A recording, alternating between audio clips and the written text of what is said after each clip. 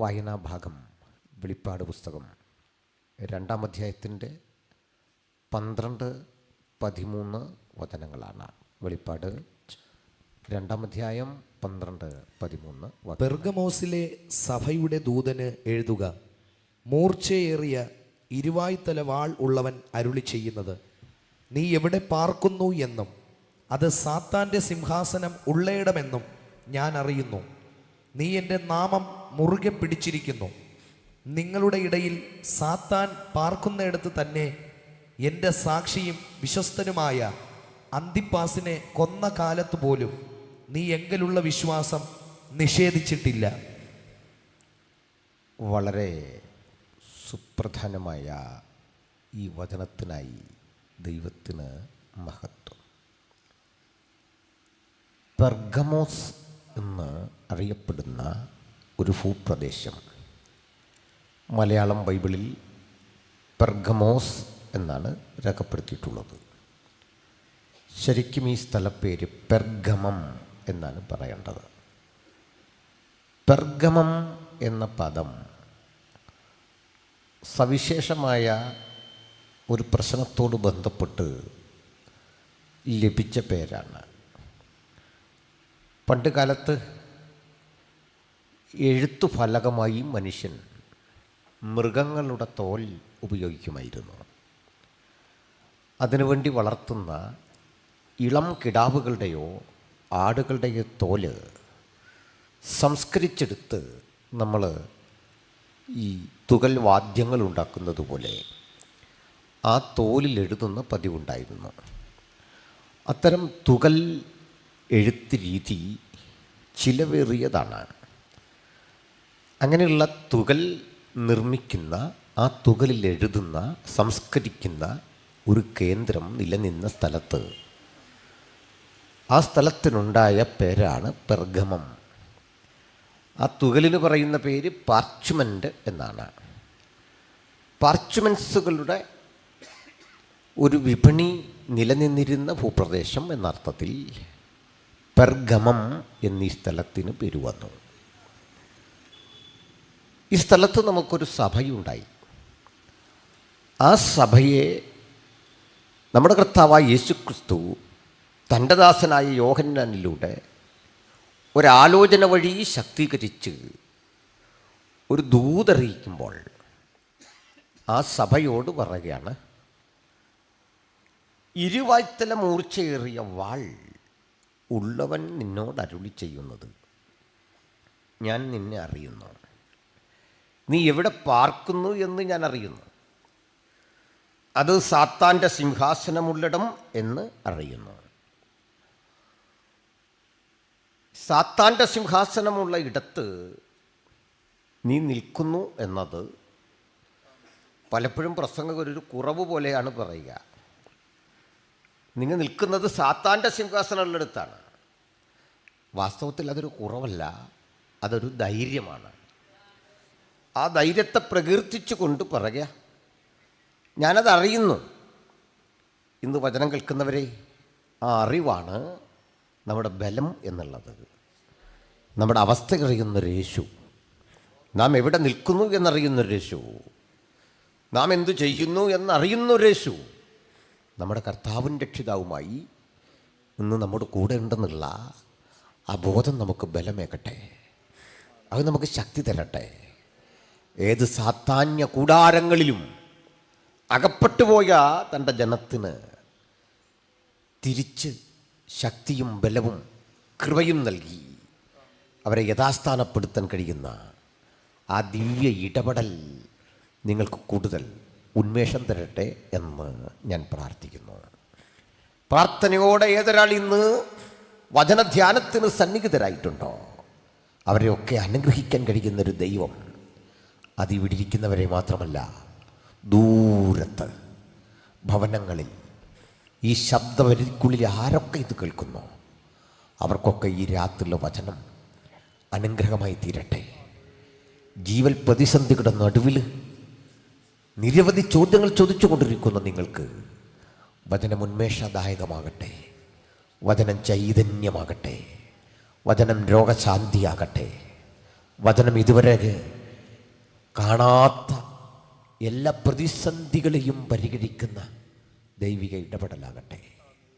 നമുക്ക് തിരികെ ഈ വിഷയത്തിലേക്ക് ഒന്ന് വരണം. നിങ്ങൾ തൽപരരാണെങ്കിൽ ഞാനൊരു ആമുഖ ചരിത്രം ഒന്ന് പറഞ്ഞുകൊണ്ട് തുടങ്ങാം. എവിടെയാണ് ഈ പെർഗമോസ് അല്ലെങ്കിൽ പെർഗമം? പുരാതന കാലത്ത് പുതിയ നിയമകാലം എന്നൊക്കെ പറയുന്ന 1-ാം നൂറ്റാണ്ടിൻ്റെ കാലം, അല്ലെങ്കിൽ അതിൻ്റെ തൊട്ടു മുമ്പും പിമ്പുമുള്ളൊരു കാലം. ആ കാലത്ത് ഏറെ പ്രധാനപ്പെട്ട ഏഷ്യൻ നഗരങ്ങളിൽ ഒന്നായിരുന്നു പെർഗമം. ഏഷ്യ എന്ന് ബൈബിളിൽ പറയുന്നത് ഇന്നത്തെ ഏഷ്യ അല്ല. ആസ്യ അഥവാ ഏഷ്യ മൈനർ എന്ന് ബൈബിൾ ഉപയോഗിക്കുന്നത് ഇന്ന് തുർക്കി എന്ന് വിളിക്കുന്ന ഭൂപ്രദേശത്തിൻ്റെ ഭാഗമായിട്ടുള്ള സ്ഥലങ്ങളാണ്. ഈ പെർഗമം അടക്കമുള്ള സ്ഥലങ്ങൾ ഇന്നും ആ സ്ഥലങ്ങളിലുണ്ട്. ഈ പെർഗമത്തിൻ്റെ ഒരു പ്രത്യേകത, അതൊരു ശ്രദ്ധേയ നഗരമായിരുന്നു. കൊരിന്ത് ഒരു വാണിജ്യ നഗരമായിരുന്നു. ഫിലിപ്പിയ ഒരു സമ്പന്ന നഗരമായിരുന്നു.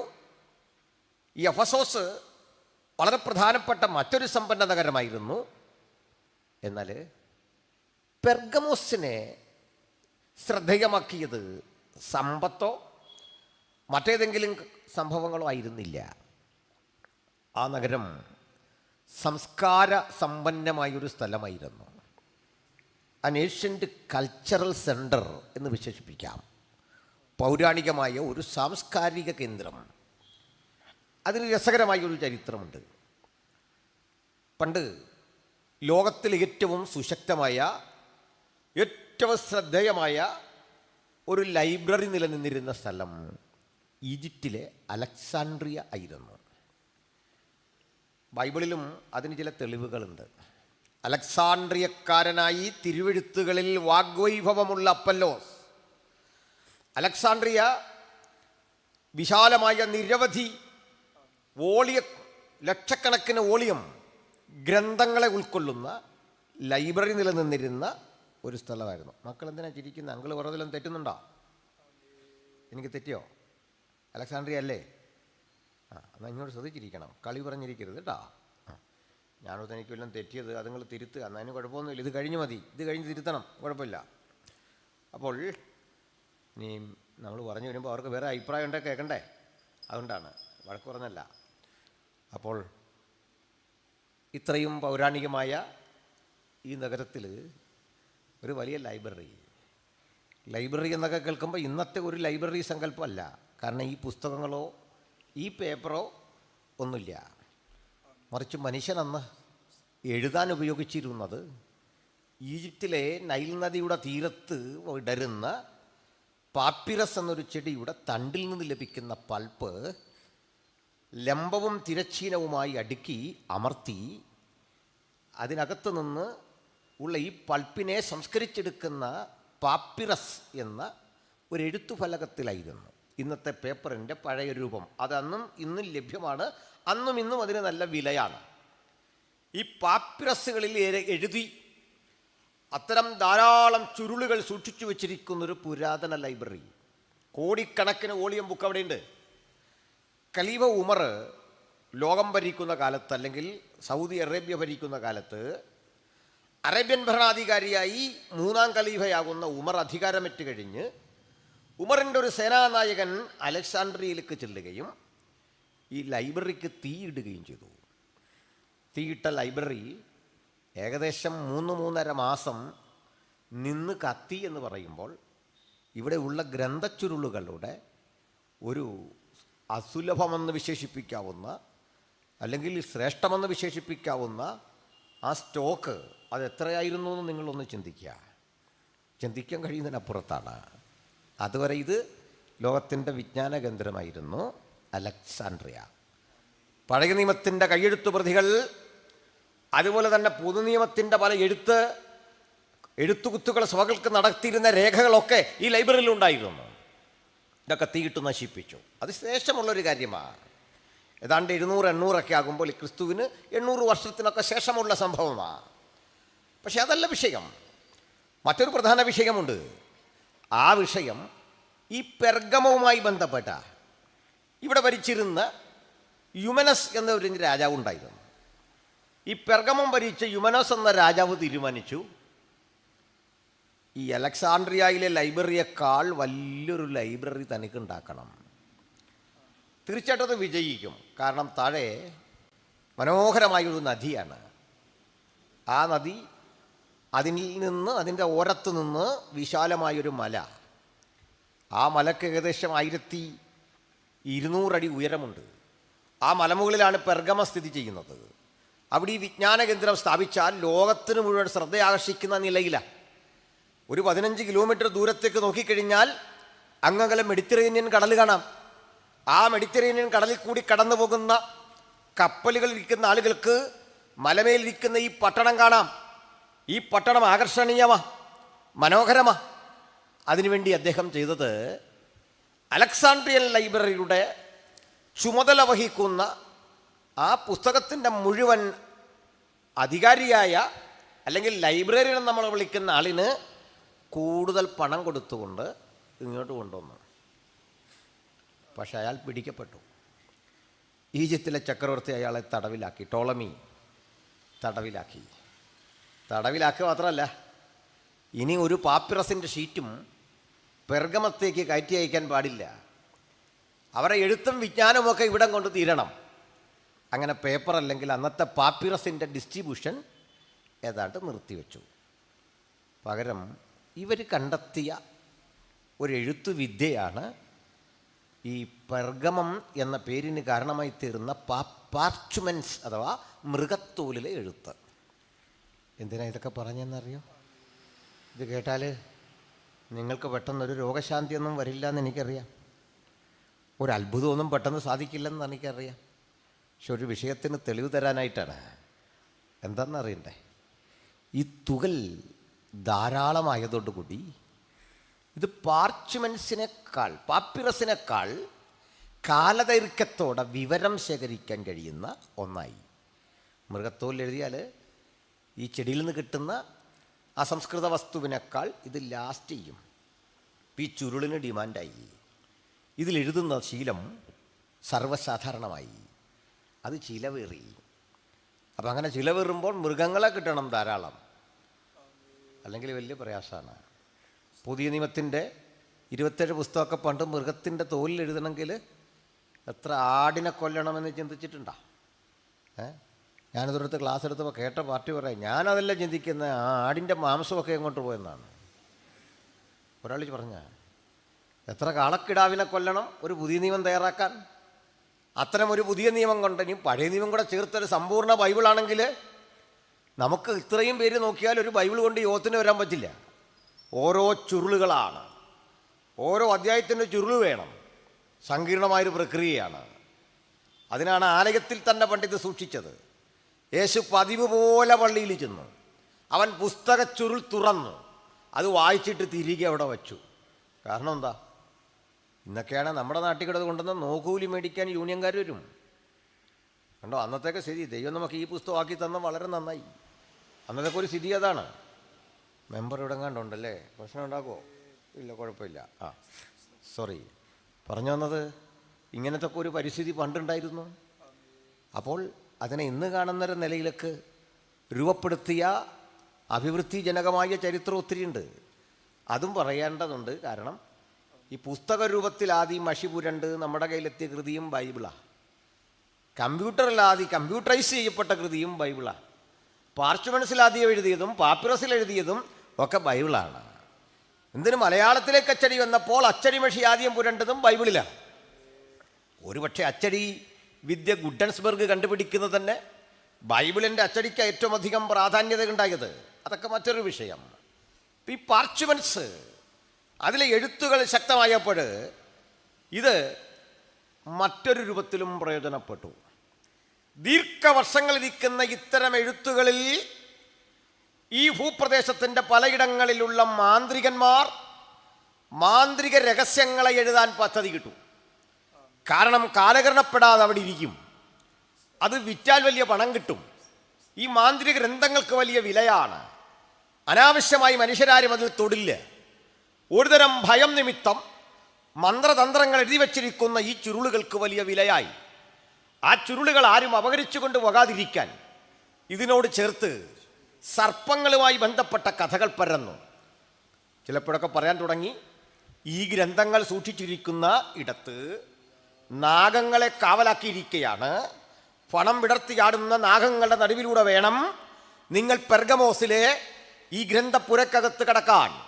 മാത്രമല്ല, പാപ്പിറസിൻ്റെ ഇവിടേക്കുള്ള വിതരണം തടസ്സപ്പെടുത്തിക്കൊണ്ട് ഈജിപ്തുകാർ നമ്മളോട് ചെയ്ത ആ വലിയ തിന്മയ്ക്ക് പകരം വിട്ടണമെങ്കിൽ മന്ത്രതന്ത്രാദികൾ അറിയാവുന്ന ആളുകളെ കൊണ്ടുവന്ന് ഈ മന്ത്രങ്ങൾ പഠിപ്പിച്ച് നമ്മുടെ സാംസ്കാരിക അഭിവൃദ്ധി വളർത്തുക മാത്രമല്ല, നമ്മെ ഇങ്ങനെ ചെറുക്കാൻ വന്നവരോടൊക്കെ പ്രതികാരം വിട്ടുവാനുള്ളൊരു വഴി കൂടിയായി ഈ സംവിധാനങ്ങളെ കാണണമെന്ന് അന്ധവിശ്വാസികളായ അന്നാട്ടിലെ ഭരണകൂടം തിട്ടൂരമിട്ടു.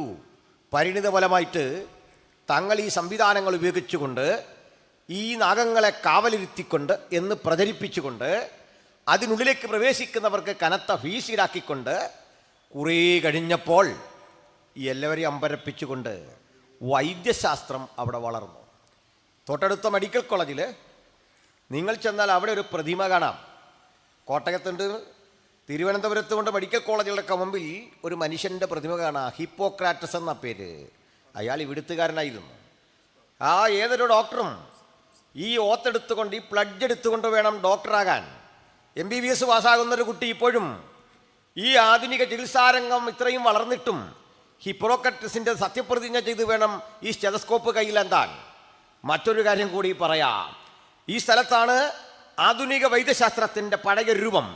ആ പഴയ രൂപം അത് പാമ്പുമായി കൂടി ബന്ധപ്പെട്ടതാ, മന്ത്രങ്ങളുമായി കൂടി ബന്ധപ്പെട്ടതാ. ഇന്നും അത് മാറുന്നില്ല.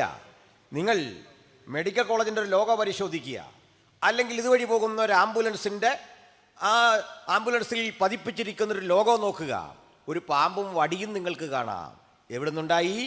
പണ്ട് പണ്ട് പണ്ട് പെർഗമോസിൽ രൂപപ്പെട്ടു വന്ന ആധ്യാത്മികത ശാസ്ത്ര സിദ്ധാന്തങ്ങൾക്ക് വഴിമാറിയ ആധുനിക കാലത്തും അതിൽ നിന്ന് പൂർണ്ണമായി മുക്തമാകാതെ നിൽക്കുന്നൊരു കാഴ്ച കാണാം. എന്തിനാ ഇത്രയും പറഞ്ഞെന്നറിയണ്ടേ? പ്രധാനപ്പെട്ടൊരു കാര്യം പറയാനാ. ക്രമേണ ജനങ്ങളുടെ ഭക്തി വർദ്ധിക്കാൻ ഈ നാഗത്തെ അവിടെ ഉള്ള ആളുകൾ ആരാധിക്കാൻ തുടങ്ങിയെന്ന് മാത്രമല്ല, 800 അടി ഉയരം വരുന്ന ബഹുനിലകളോടുകൂടിയ ഒരഗ്രം മലയിൽ ചെന്ന് സ്പർശിക്കുന്ന, കാരണം ഉയരത്തിലുള്ള മലയുടെ താഴെ നിന്ന് മുതൽ കെട്ടിപ്പൊക്കി കെട്ടിപ്പൊക്കി മുകളിലേക്ക് എത്തിക്കുന്ന ഒരു പടുകുറ്റൻ ദേവാലയം ഈ നാഗദേവന് വേണ്ടി ഒരുങ്ങി. ആ ദേവൻ്റെ പേര് അസ്ക്ലയോപ്പയസ് എന്നായിരുന്നു. ആ പേരുള്ള ആരെങ്കിലും ഉണ്ടെങ്കിൽ ഒന്ന് കൈപൊക്കിക്ക്. ഇല്ല, ഇനി ബാക്കി പറയാമല്ലോ. അസ്ക്ലയോപ്പയസ്. ഈ അസ്ക്ലയോപ്പയസിൻ്റെ ചിത്രമാണ് മെഡിക്കൽ കോളേജിലെ കുഞ്ഞുങ്ങളുടെ ഈ അവരുടെ ഫയലിലും നമ്മൾ ചീട്ടെടുക്കുമ്പോഴൊക്കെ കാണുന്ന ആ പാമ്പും വടിയില്ലേ, ഇതന്നെ കക്ഷി. ഇത് സാത്താന്യ ചിന്തകളുടെ പ്രതിരൂപമായി കണ്ട് ആളുകൾ ഇതിൻ്റെ മുമ്പിൽ കൂടി പോകുമ്പോൾ ഭയന്നു. ചിലർ പണമെറിഞ്ഞു, ചിലരവിടെ ചെന്ന് തെറ്റുകൾ ഏറ്റുപറഞ്ഞു. ക്രമേണ ഇതിന് മറ്റൊരു രൂപം കൈവന്നു. ഈ ഗ്രന്ഥച്ചുരുളുകൾ കൂട്ടിയിട്ടിരിക്കുന്നതിൻ്റെ അപ്പുറത്തൊരു ഇരുണ്ട ഇടനാഴി. ആ ഇടനാഴിക്കുള്ളിൽ ധാരാളം സർപ്പങ്ങളെ വളർത്തിയവർ. നിങ്ങൾ അവിടേക്ക് ചെന്നാൽ രോഗശാന്തി ലഭിക്കണമെന്നുണ്ടെങ്കിൽ ഈ നാഗദേവതകളെ പൂജിച്ചുകൊണ്ട് ഇതിനകത്ത് ഒരു ദിവസം കഴിച്ചു കൂട്ടണം. അങ്ങനെ കഴിക്കുമ്പോൾ അവർ പ്രാർത്ഥിക്കുന്നത്, ഇവ വന്ന് തങ്ങളെ ഒന്ന് തലോടിപ്പോകണം, ദേഹത്തൊന്ന് ഇഴയണം. നമ്മളൊക്കെ എന്താഗ്രഹിക്കുന്നു? നേരെ അതിൻ്റെ ഓപ്പോസിറ്റ്. എന്തെന്നാണ്? പാമ്പ് വന്ന് ദേഹത്തൊന്ന് ഇഴഞ്ഞാൽ രോഗസൗഖ്യം കിട്ടുമെന്ന് ആളുകൾ വിശ്വസിച്ചിരുന്നു അവിടെ. മനസ്സിലായോ? ഞാൻ ഈ പാമ്പെന്ന് ഒത്തിരി പറഞ്ഞിട്ട് നിങ്ങൾക്ക് ബുദ്ധിമുട്ടാണ്. കാരണം പാമ്പിൻ്റെ പേര് ഇപ്പോൾ അതിഥി എന്നായല്ലോ. പാമ്പിനെ പോളിക്കേണ്ട എങ്ങനെ? അതിഥി. പണ്ടൊക്കെ നമ്മൾ ചർച്ചിൽ പറയാറുണ്ട് നമുക്കൊരു അതിഥി ഉണ്ട്.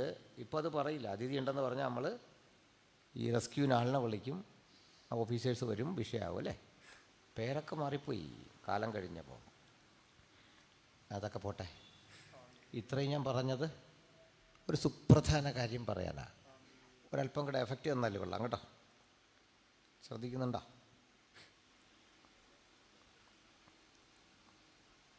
ആരാ ഇവിടെ അല്ലേ? തിരുവനന്തപുരത്ത് വരുമ്പോഴുള്ള വലിയൊരു സന്തോഷമാണ് ഈ സൗണ്ട് വർക്ക്. ഞാൻ ഇവിടുന്നാണ് ഞങ്ങളുടെ നാട്ടിൽ പാട്ടും സൗണ്ടും ഒക്കെ കൊണ്ടുപോകുന്നത്. സ്തോത്രം. അപ്പോൾ മതി. അസ്കലോപ്പയസിനെ പൂജിച്ച് ആരാധിച്ചു പോരുന്ന ഒരു പറ്റം മനുഷ്യർ, ഒരിടത്ത് സാംസ്കാരിക കേന്ദ്രം, അപ്പുറത്ത് മാറി ഇവയോട് പൂജ കട്ടുന്ന ഒരു സ്ഥലം. ബൈബിളിൽ പാമ്പുകൾ പാപത്തിൻ്റെയും ചതിയുടെയും പൈശാചിക പ്രവൃത്തിയുടെ സിമ്പലാണ്, പ്രതീകമാണ്. ഉൽപ്പത്തി വിളിച്ചത് പാമ്പ്, വെളിപ്പാട് വിളിച്ചത് പഴയ പാമ്പ്, പിശാചും സാത്താനുമായ പഴയ പാമ്പ്. പെർഗമം സിറ്റിയിൽ ഉയരമുള്ള മലമുകളിൽ 800 അടി ഉയരത്തിൽ ലോകത്തിലാർക്കും കാണാൻ കഴിയും വിധം സജ്ജീകരിച്ചിരുന്ന അസ്കലയോപ്പയസിൻ്റെ മനോഹരമായ ഈ ആരാധനാലയത്തിൻ്റെ ചുറ്റും ആളുകൾ തടിച്ചുകൂടും, ഈ നാഗദേവനെ ആരാധിക്കും. ഈ പരിസ്ഥിതി സംജാതമായപ്പോൾ അതിന് ചക്രവർത്തി ധാരാളം പണം കൊടുത്തുകൊണ്ടും പ്രോത്സാഹിപ്പിച്ചുകൊണ്ടും പരിഗണിച്ചുകൊണ്ടും ഈ ആരാധന ശക്തിപ്പെട്ടപ്പോൾ നാടിൻ്റെ കൂടെ ഒരു നിയമമായി മാറി. ഇതുവഴി യാത്ര ചെയ്യുന്ന ഏതൊരാളും, ഇവിടെ ജീവിച്ചിരിക്കുന്ന ഏതൊരാളും, ഇതുവഴി വരുന്ന ഏതൊരാളും ഈ ദേവാലയത്തിൻ്റെ അരികിലെത്തിയാൽ കണ്ണിൻ്റെ ദൃഷ്ടിയിൽ അത് പെട്ടുപോയാൽ അപ്പോഴേ ഈ നാഗപൂജ നിർവഹിക്കണം. നിയമമാണ്. അത് കഴിഞ്ഞാലുടൻ ചക്രവർത്തിയെ സ്തുതിക്കണം. ഈ 2 നിബന്ധനകൾ നിലനിൽക്കുന്ന നാട്ടിൽ നമ്മുടെ ഒരു സഭ രൂപപ്പെട്ടു എന്ന് മനസ്സിലായോ? റിസ്ക് എന്താന്ന് കേൾക്കാൻ എളുപ്പമാണ്. എന്താ പ്രശ്നം? ഇവയോടൊന്നും നമുക്ക് ബഹുമാനക്കുറവില്ലെന്ന്. നമ്മുടെ സഹോദരങ്ങൾ പോകുന്ന സ്ഥലമല്ലേ, എന്തിനാ ബഹുമാനം കുറയുന്നത്? അതവിടെ നടക്കട്ടെ. പക്ഷേ ബഹുമാനമുണ്ട്. ഇവയോടല്ല, അവിടെ പോകുന്ന മനുഷ്യരോട്, നമ്മുടെ സഹോദരങ്ങളാണ്, പ്രശ്നമൊന്നുമില്ല. ആദരവുണ്ട് നിങ്ങളോട്. പക്ഷെ ആരാധിക്കാൻ വയ്യ. ജീവിതത്തിൽ ഞങ്ങൾ ആരാധിക്കുമെങ്കിൽ സൃഷ്ടാവിനെ മാത്രം. ഹല്ലേലൂയ. സൃഷ്ടാവിനെ മാത്രം ആരാധിക്കുമെന്ന് പ്രതിജ്ഞാബദ്ധരായ ഞങ്ങൾ ആ ചിന്തയിൽ അടിയുറച്ചു നിന്നുകൊണ്ട് ഞങ്ങൾ എന്തുകൊണ്ടാ സൃഷ്ടാവിനെ മാത്രം ആരാധിക്കുന്നു എന്ന ചിന്തയുടെ കാരണം ഉലകത്തോട് വിശദീകരിക്കുന്ന സന്ദേശത്തിൻ്റെ പേരാണ് സുവിശേഷം. ആ സുവിശേഷം അരക്കുട്ടുറപ്പിച്ച് പറയുന്ന ഒരു സന്ദേശം ഇതാണ്: മറ്റൊരുവനിലും രക്ഷയില്ല. നാം രക്ഷിക്കപ്പെടുവാൻ ആകാശത്തിന് കീഴിൽ മനുഷ്യരുടെ ഇടയിൽ നൽകപ്പെട്ട ഒരേ ഒരു നാമം യേശുക്രിസ്തുവിൻ്റെ നാമം. ഈ നാമം പ്രസംഗിച്ചുകൊണ്ട്, ഈ നാമം പഠിപ്പിച്ചുകൊണ്ട് പെർഗമം എന്ന സ്ഥലത്ത് കാലങ്ങൾക്കപ്പുറത്ത് ഒരു സഭ രൂപപ്പെട്ടിരിക്കുന്നു. ആ സഭയിൽ അംഗസംഖ്യ അധികമില്ല. ആ സഭയ്ക്ക് വേണ്ടത്ര വരുമാനമില്ല. ആ സഭയിൽ ഏതെങ്കിലും തരത്തിൽ ഭൗതികമായി ശ്രദ്ധിക്കാൻ ഒരു രാഷ്ട്രീയ പിൻബലമില്ല. പക്ഷേ ഈ സഭയെ തിരിച്ചറിഞ്ഞുകൊണ്ട് നസ്രയനായ യേശു പറയുക, എങ്കിലും നീ എൻ്റെ നാമം മുറുകെ പിടിച്ചത് ഞാൻ അറിയുന്നു. ദൈവത്തിൻ്റെ വചനം കേൾക്കുന്ന എൻ്റെ പ്രിയപ്പെട്ട സഹോദരീ സഹോദരന്മാരെ, ഭക്തന്റെ കരുത്ത് സാമുദായികമായ പിൻബലത്തിലല്ല, രാഷ്ട്രീയ പിൻബലത്തിലല്ല, സാമ്പത്തികമായ ശക്തിയിലല്ല, പ്രതിമാസ ശമ്പളത്തിലല്ല, ആരെങ്കിലും നൽകുന്ന നന്മയിലല്ല. നീ എൻ്റെ നാമം മുറുകെ പിടിച്ചു. ആ നാമം മുറുകെ പിടിക്കാൻ ഈ രാത്രി ആര് ഹൃദയംഗമായി അടുത്ത് ചെല്ലും? സൗണ്ടിന് എന്തൊക്കെയോ ഒരവാഗത പോലൊക്കെ ഒന്ന് ശ്രദ്ധിക്കണേ. ഇവിടെ വരുമ്പോൾ അത് പതിവുള്ളല്ല, ശ്രദ്ധിക്കണം. പ്രിയപ്പെട്ടവരെ, നമുക്ക് മനസ്സിലാകുന്നു ഈ പെർഗമോസ് എന്ന് പറയുന്ന സ്ഥലത്ത് ഈ നിലനിന്നിരുന്ന പരിസ്ഥിതിക്ക് നടുവിൽ പ്രാർത്ഥനാ നിർഭരം ഒരു സഭ അങ്ങോട്ട് ശക്തിപ്പെട്ടു.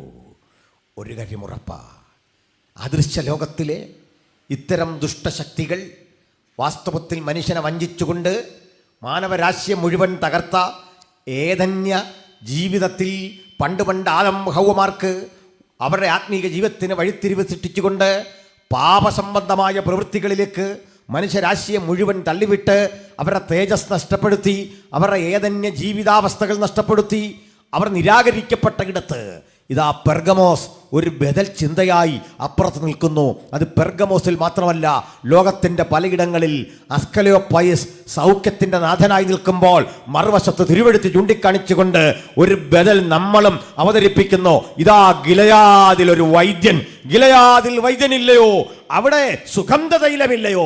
ആ സുഗന്ധ തൈലത്തിന്റെ വിപണിയാണ്, വിതരണമാണ് സുവിശേഷമെങ്കിൽ സർവാശ്വാസങ്ങളുടെയും ഉറവിടമായ നസ്രായനായ യേശു എന്ന ഗിലയാദിലെ വൈദ്യൻ നമ്മുടെ ജീവിതത്തിന്റെ സമാശ്വാസമായി, നമ്മുടെ ജീവിതത്തിന്റെ അഭിമാനമായി, നമ്മെ തൊട്ടുണർത്തുന്നവനായി ഈ രാത്രി നമ്മുടെ മധ്യേ നടകൊള്ളുന്നുണ്ട്. ഏത് അശുദ്ധാവസ്ഥയിലും ഏത് പരാജയാവസ്ഥയിലും നമ്മെ സഹായിക്കാൻ കഴിയുന്ന ആ ദൈവ സാന്നിധ്യം പുതിയ വിടുതലാകട്ടെ, പുതിയ അനുഭവമായി തീരട്ടെ. നമുക്ക് യേശുവോട് ചേർന്ന് നടന്ന് ആ ബലമൊന്ന് ആർജിച്ചെടുക്കാം. കർത്താവേ, അടിയനെ ഒന്ന് തൊടണമേ, അടിയനെ ഒന്ന് തൊടണമേ. ഇതിനിടയിൽ പെർഗമോസിലെ അസ്ക്ലെയോപ്പയസ് എന്ന നാഗദേവന്റെ ദേവാലയത്തിൽ ചെന്ന് ഇത്തരം പാമ്പുകളുടെ കൂടാരത്തിൽ അഭയം പ്രാപിച്ച മനുഷ്യർ പലരും മരിക്കും. മരിച്ച കേസൊന്നും ഇല്ല, ഇന്നല്ലല്ലോ കാലം. മരിച്ചു പോകുന്ന മനുഷ്യരെ കുറിച്ച് അവർ ധരിച്ചത്, അവർ അസ്ക്ലെയോപ്പയസിൻ്റെ ഈ ഏറ്റവും വേണ്ടപ്പെട്ട, ഏറ്റവും ഇഷ്ടപ്പെട്ട ആളുകളായകയാൽ പെട്ടെന്ന് അവരെ സ്വർഗത്തിലെടുത്തെന്നാണ്.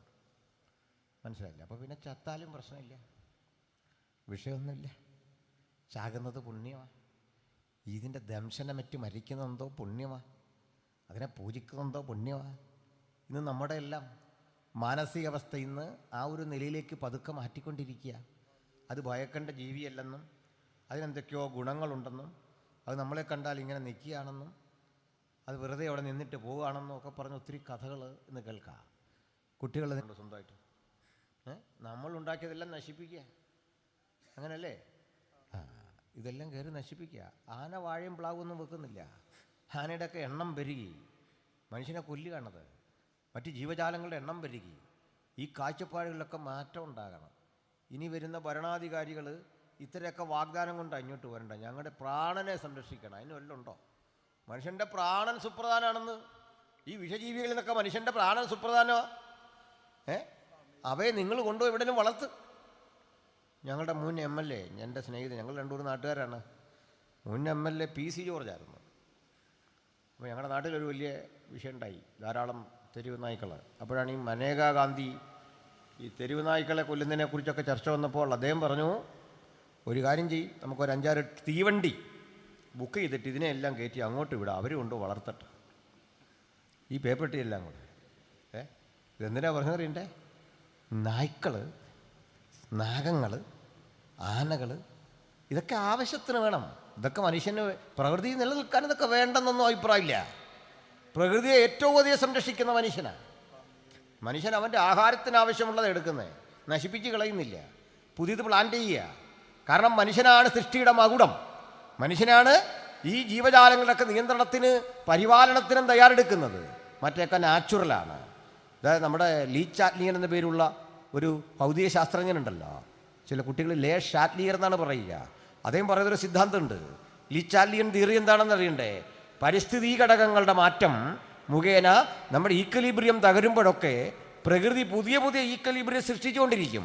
പുതിയ പുതിയ സന്തുലിതാവസ്ഥ അത് സൃഷ്ടിച്ചുകൊണ്ടിരിക്കും. അത് നാച്ചുറലാണ്, അത് പ്രകൃതിദത്തമാണ്. മനുഷ്യൻ ചെയ്യുന്ന ഈ കൃത്രിമമായ ഏർപ്പാടുകളല്ല. ഇവിടെ എന്താണ് ഞാൻ പറയാൻ ഉദ്ദേശിച്ചത്?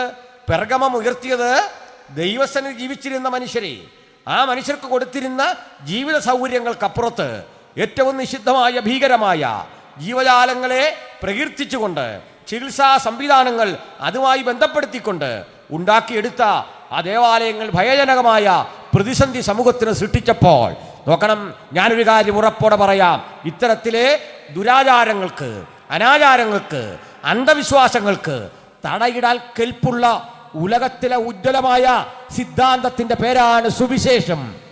എല്ലാത്തരം അജ്ഞതയോടും അന്ധവിശ്വാസങ്ങളോടും കലഹിച്ചുകൊണ്ടാണ് സുവിശേഷം അതിൻ്റെ ആധിപത്യം ലോകത്തിൻ്റെ 5 വൻകരകളിലും സ്ഥാപിച്ചതെങ്കിൽ ഞങ്ങൾ ദൈവത്തിൽ വിശ്വസിക്കുന്നു, അവിടുത്തെ പരമാധികാരത്തിൽ വിശ്വസിക്കുന്നു, ദൈവപുത്രനിൽ വിശ്വസിക്കുന്നു, അവിടുത്തെ ദൈവരാജ്യത്തിൽ വിശ്വസിക്കുന്നു, അവിടുത്തെ പരിശുദ്ധാത്മാവിൽ വിശ്വസിക്കുന്നു, അവിടുത്തെ ദൈവപുത്രന്റെ മടങ്ങിവരവിൽ അവന്റെ രാജ്യത്തിൽ വിശ്വസിക്കുന്നു.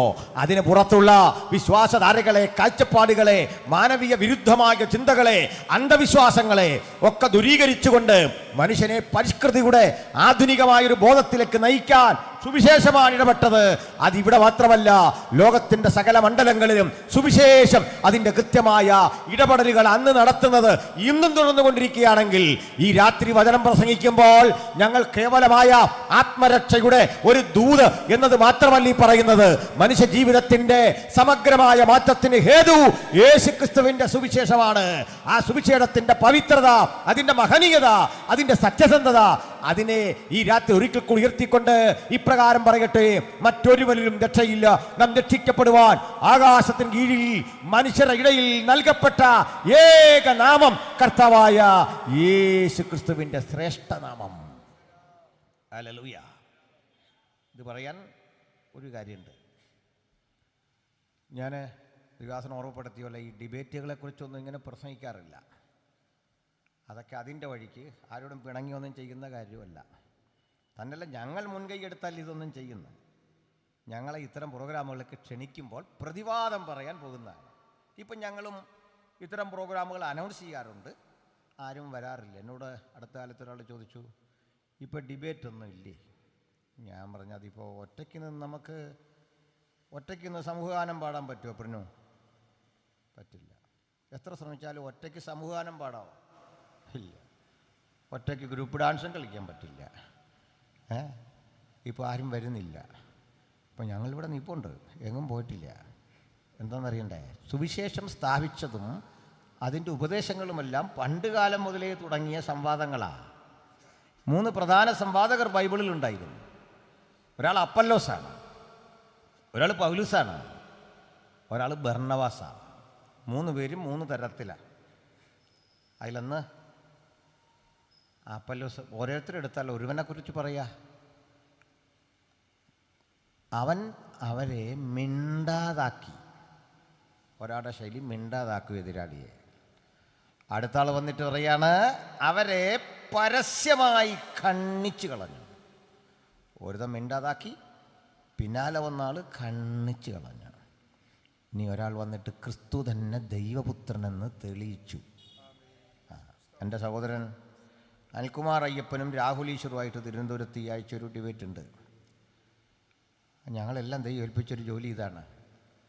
ഞാനും പണ്ട് രാഹുൽ ഈശ്വറുമായി 5 മണിക്കൂർ നീണ്ടു നിന്നൊരു ഡിബേറ്റുകൾ കണ്ടാണ്. രസകരമാണത്. അതിൽ ഒരു കാര്യം പറയാതെ വയ്യ. ചിലയിടത്ത് പറയുന്നൊരു കാര്യമാണ്, ഇവിടെ പറഞ്ഞിട്ടുണ്ടോ എന്നറിയില്ല. ഇന്ത്യ പണ്ട് 600 ചെറിയ രാജ്യങ്ങളാണ്, നാട്ടുരാജ്യങ്ങളാണ്, പ്രിൻസ്ലി സ്റ്റേറ്റുകളാണ്. ചെറിയ രാജ്യങ്ങൾ, നാട്ടുരാജാക്കന്മാർ ഭരിച്ച സ്ഥലങ്ങളാണ്. ഈ നാട്ടുരാജാക്കന്മാർ ആധിപത്യത്തിന് വേണ്ടി തമ്മിലടിക്കുന്നു. ചെറിയ രാജ്യങ്ങൾ 600-ലധികം ഉണ്ട്. സർദാർ വല്ലഭായ് പട്ടേലാണ് ഇന്ത്യക്ക് സ്വാതന്ത്ര്യം കിട്ടിയ അനന്തരം ഇവയൊക്കെ ഇന്ത്യൻ യൂണിയനിലേക്ക് ചേർക്കുന്നത്, അതിന് നേതൃത്വം കൊടുക്കുന്നത്. അങ്ങനെയാണ് നമ്മൾ അദ്ദേഹത്തെ ഉരുക്ക് പട്ടേൽ എന്നൊക്കെ വിളിക്കുന്നത്, ആ നിശ്ചയദാർഢ്യം അങ്ങനെയാണ്. അപ്പോൾ അതുവരെ ഇതെല്ലാം ചെറിയ രാജ്യങ്ങളാണ്. 47-ൽ ഇന്ത്യക്ക് സ്വാതന്ത്ര്യം കിട്ടിയപ്പോൾ ഇന്ത്യയുടെ ഭാഗം ആകാതെ മാറി നിന്ന മനുഷ്യരാണ് നമ്മൾ മലയാളികൾ. അത് നമ്മളല്ല അതിന് കാരണം. ഇവിടം ഭരിച്ചിരുന്ന ദിവാൻ സർ CP പറഞ്ഞു, ഞാൻ അങ്ങനെ ഇന്ത്യയുടെ ഭാഗമൊന്നും ആകുന്നില്ല. രാജാധികാരം തീർന്നു, ഇയാൾ ദിവാനാണ്, ചെന്നൈക്കാരൻ. ചെന്നൈയിൽ ഇപ്പോഴും സർ CPയുടെ റോഡുണ്ട്.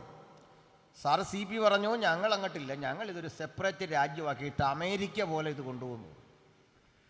അമേരിക്കൻ പ്രസിഡന്റ് എങ്ങനെ അമേരിക്ക ഭരിക്കുന്നു അതുപോലെ ഞാൻ ഈ തിരുവിതാംകൂർ കൊണ്ടുപോയിക്കോളാം, ഇതൊക്കെ നടത്തും, നിങ്ങൾ അങ്ങ് കേട്ടാൽ മതി. ഇയാൾ എന്ത് ചെയ്താൽ ചേരുന്നില്ല.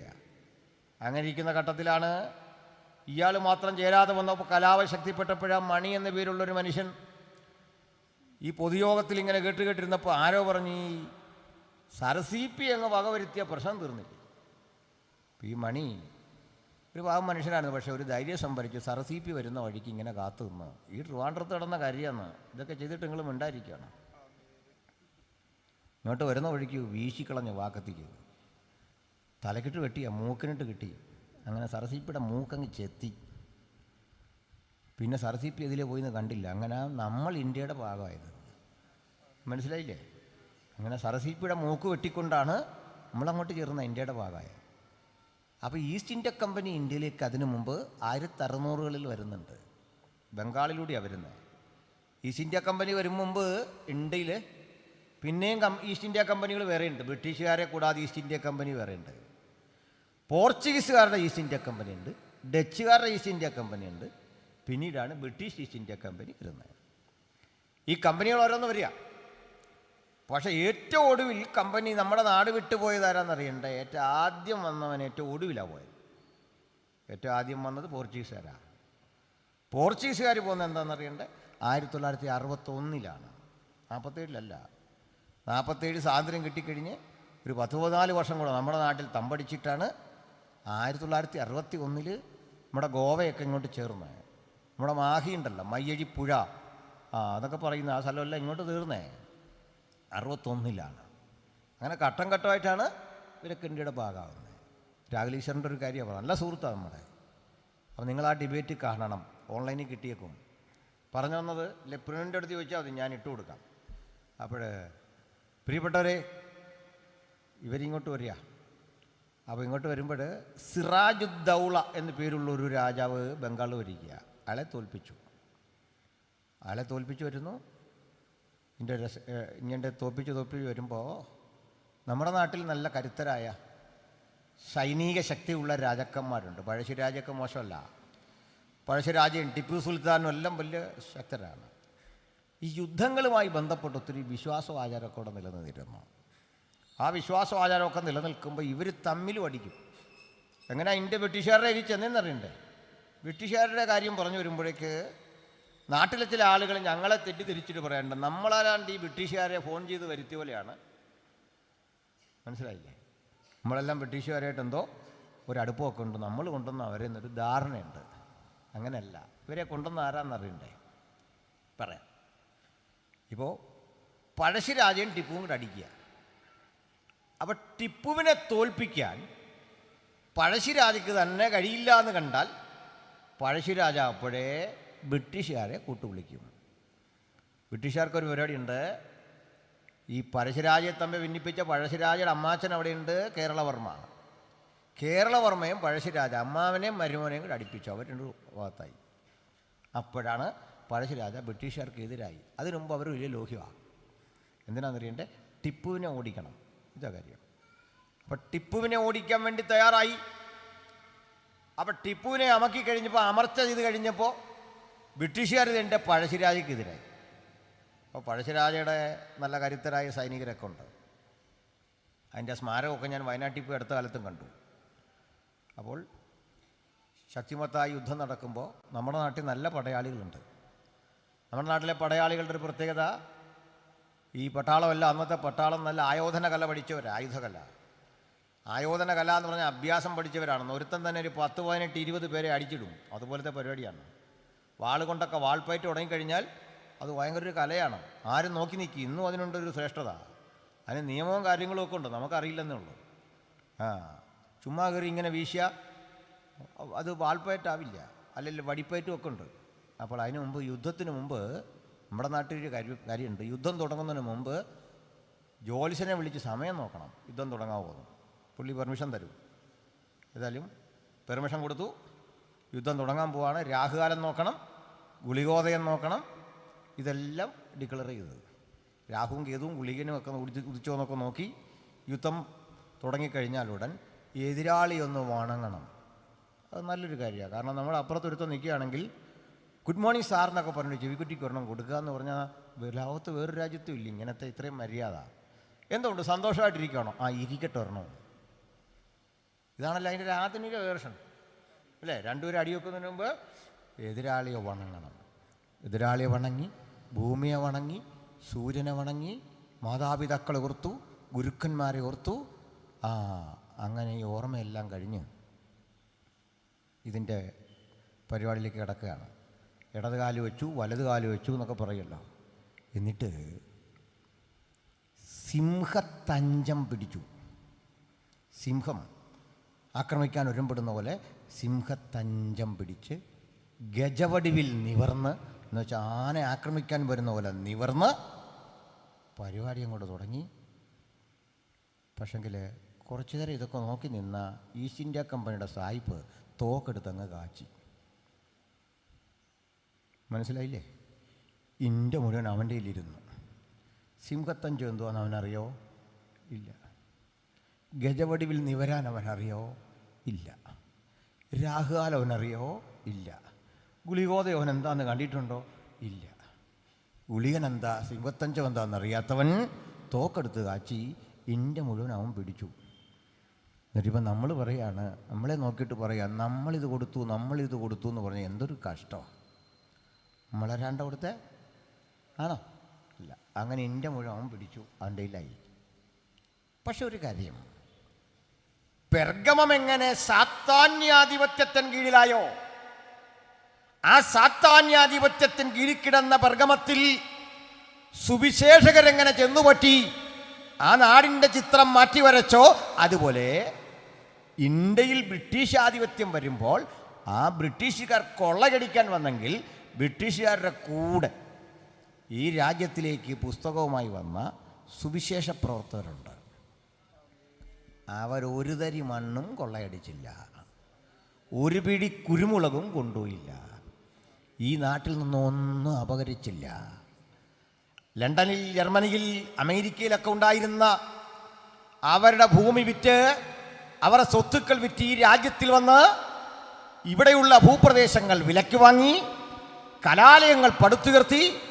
ആ കലാലയങ്ങളിൽ ജാതിമത വർണ്ണവർഗ ഭേദമന്യേ എല്ലാത്തരം മനുഷ്യരെയും പഠിപ്പിക്കാനിരുത്തിക്കൊണ്ട് പള്ളിയോട് ചേർത്ത് ചാർത്തുണ്ടാക്കി പള്ളിക്കൂടങ്ങൾ കെട്ടിപ്പൊക്കിക്കൊണ്ട് പഠിക്കാൻ ഒരുമ്പെടുന്ന മനുഷ്യർക്ക് വേണ്ടി ലിപികൾ ഉണ്ടാക്കി, അക്ഷരങ്ങൾ വാർത്തുണ്ടാക്കി, പഠിക്കാൻ തയ്യാറെടുക്കുന്നവർക്ക് വേണ്ടി നിഘണ്ടു ഉണ്ടാക്കി, വ്യാകരണ പുസ്തകങ്ങൾ ഉണ്ടാക്കി. ഈ രാജ്യത്തിലെ എല്ലാത്തരം മനുഷ്യർക്കും അത് പഠിക്കാൻ സാർവത്രിക അവകാശം കൊടുത്തുകൊണ്ട് ആധുനിക ഇന്ത്യയെ നിർമ്മിച്ചത് ഇന്ത്യയിലേക്ക് സുവിശേഷത്തിന് വേണ്ടി വന്നിറങ്ങിയ യേശുവിൻ്റെ അനുഗാമികളാണ്. പെർഗമോസിനെ എങ്ങനെ സുവിശേഷം മാറ്റിമറിച്ചുവോ, ഇതിൻ്റെ മറ്റൊരു രൂപത്തിൽ ഈ രാജ്യത്തിലും സുവിശേഷം അതിൻ്റെ പ്രവൃത്തി കൃത്യതയോടെ ചെയ്തെങ്കിൽ ആ സുവിശേഷം ഈ നാടിനെയും മാറ്റാൻ കാലമിതാ ഏറ്റവും സമാഗതമായി എന്ന സത്യം വീണ്ടും വിളംബരം ചെയ്ത് ഓതുവാൻ ഞങ്ങൾ ഈ അവസരം വിനിയോഗിക്കുന്നു. ആ സുവിശേഷത്തിൻ്റെ മഹിമ യേശുക്രിസ്തുവിൻ്റെ രാജ്യത്തിൻ്റെ സ്ഥാപനമാണെങ്കിൽ അതൊരക്ഷരാർത്ഥ രാജ്യമല്ല, അവൻ്റെ ആത്മീയ രാജ്യം ഓരോ മനുഷ്യൻ്റെ ഹൃദയത്തിൽ വരിക എന്ന വലിയ ചിന്തയാണ് അതിൻ്റെ പ്രകാശനം. ചുരുക്കി പറഞ്ഞാൽ, ഇന്ത്യയിൽ നിലനിന്നിരുന്നൊരു സാമൂഹ്യ വ്യവസ്ഥിതിയിൽ സുവിശേഷം അതിൻ്റെ പ്രവൃത്തി എങ്ങനെ ചെയ്തു, എങ്ങനെ നിർവഹിച്ചു? ഞാൻ ഒന്ന് രണ്ട് കാര്യങ്ങൾ ഒന്ന് പറയാം. എന്നോട് ആളുകൾ പറയാറുണ്ട്, ഈ സുവിശേഷം വരുന്നതിന് മുമ്പും ഇന്ത്യക്ക് ഒരു പൈതൃകമുണ്ട്, ഇന്ത്യക്കൊരു ചരിത്രമുണ്ട്, ഇന്ത്യക്ക് അതിശ്രേഷ്ഠങ്ങളായ ഒട്ടേറെ ആധ്യാത്മിക ചിന്തകളും ഗ്രന്ഥങ്ങളുമുണ്ട്, അത് പഠിപ്പിച്ച ശ്രേഷ്ഠന്മാരായ മഹൽ വ്യക്തികളുണ്ട്. ഞാനിതൊന്നും നിരാകരിക്കുന്നില്ല. പക്ഷെ പ്രശ്നം എവിടെയാണ്? ഇന്ത്യയിൽ മഹത് വ്യക്തിത്വങ്ങളുണ്ട്, ഇന്ത്യയിൽ ശ്രേഷ്ഠാചാര്യന്മാരുണ്ടായിരുന്നു, ഇന്ത്യയിൽ വൈജ്ഞാനിക ലോകം ശക്തമായിരുന്നു. പക്ഷെ പ്രശ്നം എന്താണെന്നറിയണ്ടേ? നിങ്ങൾ കേട്ട് മനസ്സിലാക്കിക്കോ. ഇന്ത്യയുടെ ഈ ബൃഹത്തായ ചരിത്രത്തിൽ എവിടെയെങ്കിലും ഇന്ത്യയിലെ ആചാര്യശ്രേഷ്ഠന്മാർ ആരെങ്കിലും മനുഷ്യൻ തുല്യനാണെന്ന് പഠിപ്പിച്ച ഒരു രേഖ കാണിക്കാമോ? മനുഷ്യൻ തുല്യനാണ്? ഇല്ല. രണ്ട്, എല്ലാ മനുഷ്യരെയും തുല്യാവകാശങ്ങളെപ്പറ്റി പറഞ്ഞില്ല എന്ന് മാത്രമല്ല, നിങ്ങൾ ഇങ്ങോട്ട് ശ്രദ്ധിക്കുന്നേ, നിങ്ങൾ അങ്ങോട്ട് തിരിഞ്ഞിട്ട് എന്ത് കാണിക്കണ്ട, അതൊക്കെ അവർ അഡ്ജസ്റ്റ് ചെയ്തിരുന്നോളൂ. ഈ തിരിഞ്ഞിരിക്കുന്ന ആളുകൾ അവർക്കൊരു കസേര കൊടുക്കാൻ താല്പര്യം കാണിച്ചില്ലല്ലോ. ഇങ്ങോട്ട് ശ്രദ്ധിച്ചേ. അപ്പോൾ ഇന്ത്യയിലെ ഒരു കൃതികളിലും മനുഷ്യൻ തുല്യനാണെന്ന് പഠിപ്പിച്ചില്ലെന്ന് മാത്രമല്ല, വ്യത്യസ്തനാണ്, സൃഷ്ടിയിൽ വ്യത്യസ്തനാണ്. ചിലർ ശ്രേഷ്ഠകരമായ പൗരോഹിത്യത്തിന്, ചിലർ രാജ്യം ഭരിക്കാനുള്ള രാജാക്കന്മാരായിട്ട്, ചിലർ കച്ചവടം ചെയ്യാനുള്ള വണിക്കുകളായിട്ട്, ചിലർ പാദസേവ ചെയ്യാനുള്ള സേവകരായിട്ട്, അതിലും താഴെ ദൃഷ്ടിയിൽപ്പെട്ടാലും ദോഷമുള്ളവരായി 10-ൽ പരം ലക്ഷണങ്ങളോടുകൂടിയ ആളുകളെ 1935 കമ്മീഷൻ കണ്ടെത്തുന്നുണ്ട്. ഇത്തരത്തിൽ പലതരത്തിൽ ചിതറിക്കിടക്കുന്ന മനുഷ്യര്, ഈ മനുഷ്യരുടെ സൃഷ്ടിയെക്കുറിച്ച് അവരെക്കുറിച്ചൊക്കെ വ്യത്യസ്ത ഭാവങ്ങൾ പറഞ്ഞപ്പോൾ വിശുദ്ധ ബൈബിളും സുവിശേഷവും പഠിപ്പിച്ചതെന്താ? അവൻ ഭൂതലത്തിലെങ്ങും കുടിയിരിക്കാൻ ഒരുത്തനിൽ നിന്ന് മനുഷ്യജാതിയെ ഒക്കെ ഉളവാക്കി അവരുടെ നിവാസത്തിന് അതിരുകളും കാലങ്ങളും നിശ്ചയിച്ചു. സർവശക്തനായ ദൈവം ഒരുവനാണെന്നും അവന്റെ സൃഷ്ടിയിൽ ജാതി, മതം, വർണ്ണം, വർഗം ഇവയില്ലാതെ ആദിയിൽ ദൈവം മനുഷ്യനെ സൃഷ്ടിച്ചപ്പോൾ ആണും പെണ്ണുമായി സൃഷ്ടിച്ചെന്നും 2 വിധ വർഗങ്ങളാണ് ഭൂമിയിലെ സകല മനുഷ്യരുടെയും ഉത്ഭവത്തിന് ഹേതുവായി തീർന്നതെന്നും സ്ത്രീയെന്നും പുരുഷനുമെന്നുമുള്ള ആ ഡൈക്കോട്ടമിക്ക് അപ്പുറത്ത് മറ്റൊന്നുമില്ലാത്ത വിധം പ്രപഞ്ച സൃഷ്ടിയുടെ, മനുഷ്യ സൃഷ്ടിയുടെ മനോഹാരിത വിളിച്ചു പറയുന്ന ബൈബിളിന്റെ സിദ്ധാന്തം ഈ രാജ്യത്തിലേക്ക് വന്ന മിഷനറിമാർ ഉദ്ഘോഷിക്കപ്പെട്ടപ്പോൾ ഈ രാജ്യം നൂറ്റാണ്ടുകളായി പരിപാലിച്ചു പോന്നിരുന്ന ചാതുർവർണ്ണ്യ വ്യവസ്ഥയുടെ ഏറ്റവും ഹീനമായ, ഭീകരമായ അടിമത്തത്തിന്റെ ആഴങ്ങളെ മുഴുവൻ തകർത്തുകൊണ്ട് യേശുക്രിസ്തുവിന്റെ സുവിശേഷം അതിന്റെ മഹത്തരമായ, ശ്രേഷ്ഠകരമായ ആ സവിശേഷത ഉയർത്തിപ്പിടിച്ചെങ്കിൽ ആ സുവിശേഷത്തിന്റെ മഹിമ വീണ്ടും ആവർത്തിച്ചുകൊണ്ട് ഞങ്ങൾ സുവിശേഷത്തെ വീണ്ടും നിങ്ങളുടെ മുമ്പ് പുനരാവിഷ്കരിക്കുന്നു. തന്റെ ഏകജാതനായ പുത്രനിൽ വിശ്വസിക്കുന്ന ഏവനും നശിച്ചു പോകാതെ നിത്യജീവൻ പ്രാപിക്കേണ്ടതിന് ദൈവപിതാവ് തന്റെ പുത്രനെ ലോകത്തിന് നൽകുവാൻ തക്കവണ്ണം ഈ ലോകത്തെ സ്നേഹിച്ചു. ദൈവം തന്റെ പുത്രനെ ലോകത്തിലേക്ക് അയച്ചത് ലോകത്തെ നശിപ്പിക്കാനല്ല, ലോകം ദൈവത്തെ സ്വീകരിച്ച് പുത്രനാൽ അനുഗ്രഹിക്കപ്പെടേണ്ടതിന്. ഇനി എന്താണ് കാരണം? പെർഗമോസിലേക്കും മടങ്ങി വരണം. ഇരുട്ടിൻ്റെ പൈശാചിക ശക്തികളുടെ കേന്ദ്രമായി അന്നറിയപ്പെട്ടിരുന്ന ഈ പെർഗമോസിൽ ഒരു സഭ, ഞാൻ പറഞ്ഞു അംഗസംഖ്യ ചെറുതാ, ആളുകൾ കുറവാ, ആളുകൾ കുറവുള്ള, ജനാവലി കുറവുള്ള ആ സഭ അവരുടെ ശ്രേഷ്ഠത പറയുക, നിങ്ങൾ അംഗസംഖ്യ ചുരുക്കമാണ്, പക്ഷേ എൻ്റെ നാമം മുറുകെ പിടിച്ചു. മുറുകെ പിടിക്കുമ്പോൾ ഒരു കാര്യം ഓർത്തുകൊള്ളണം, നാം പിടിച്ചിരിക്കുന്ന കരത്തിൻ്റെ ശ്രേഷ്ഠത, ആ ശ്രേഷ്ഠതയിലാണ് വിശ്വസിക്കണ്ടേ. ഞാനൊരു ഉദാഹരണം പറയാറുണ്ട്. ഒരിക്കൽ ഒരു കുഞ്ഞ് കലാലയത്തിലേക്ക് വരികയാണ്. ആ സ്കൂൾ ബസ് വഴിയിൽ നിർത്തി. അവനെന്തോ വാങ്ങാൻ കയറി. അവന് ഉദ്ദേശിച്ച വസ്തു കിട്ടുന്നില്ല. കുറേ കടകളിൽ കൂട്ടി അലഞ്ഞ് അവനത് വാങ്ങിക്കൊണ്ടുവരികയാണ്. നിർഭാഗ്യം, അപ്പോഴേക്കും കലാലയത്തിൻ്റെ ഗേറ്റ് അടച്ചു. അത് ക്ലോസായി. ഇനി പ്രവേശനമില്ല. അവൻ വീട്ടിൽ നിന്ന് പോന്നു. സ്കൂളിലെത്തിയില്ല. അവൻ ഇരിക്കാനിടമില്ല. ഒന്നും അറിഞ്ഞുകൂടാ. അവന് ദുഃഖിതനായി. അവൻ്റെ മാതാപിതാക്കൾ സ്കൂളിലേക്ക് വിട്ടതാ. ഒരു തരത്തിലും പരീക്ഷിക്കപ്പെടുന്നില്ല. അവൻ ഈ ഗേറ്റിൽ കിടന്ന്, അതിൻ്റെ മുമ്പിൽ കിടന്ന് ഇങ്ങനെ ഇടിച്ച് ശബ്ദം ഉണ്ടാക്കി. ഗേറ്റ് തുറന്നിട്ട് ചെറിയൊരു കിളിവാതിലിലൂടെ ഒരു മനുഷ്യൻ പുറത്തേക്ക് നോക്കി. വാച്ചറ, ആ ഗേറ്റ് കീപ്പറാ. എന്താ കുട്ടി? അങ്കിൾ തുറക്കുമോ?